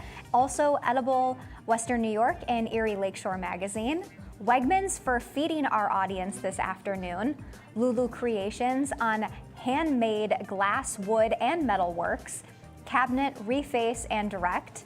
And Zenner and Ritter Heating and Cooling, the installer of generic home stand generators. And thank you to everyone who has supported this program today. Thank you to everyone in our studio audience. And thank you to everyone who's made a donation this afternoon. And of course, a huge thank you to our dedicated chefs who continue to share their own time and skills to benefit our whole community. So together, let us thank Edward Forster. I can't. I'm tethered. Christine Cinquino, Ryan Mietus. Did I remember Jordan Welker? And now let's head back to the kitchen one last time and say goodbye to our chefs and chefs. Marty, Heather, good job. All right.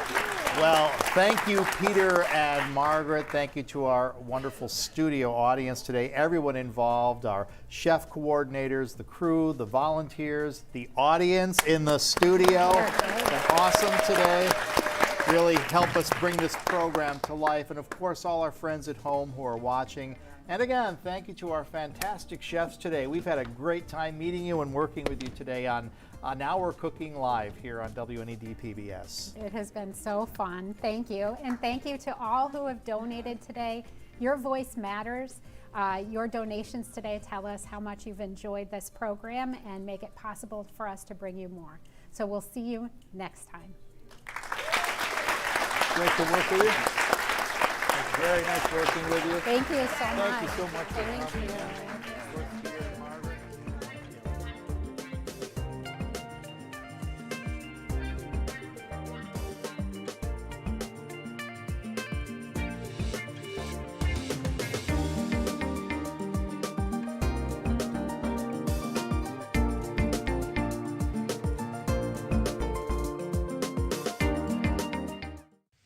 We are such stuff as dreams are made of.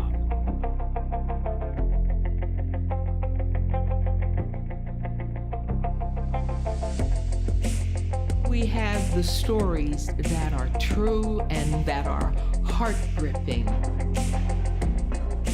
Here were the most heroic people. Their stories would never be forgotten.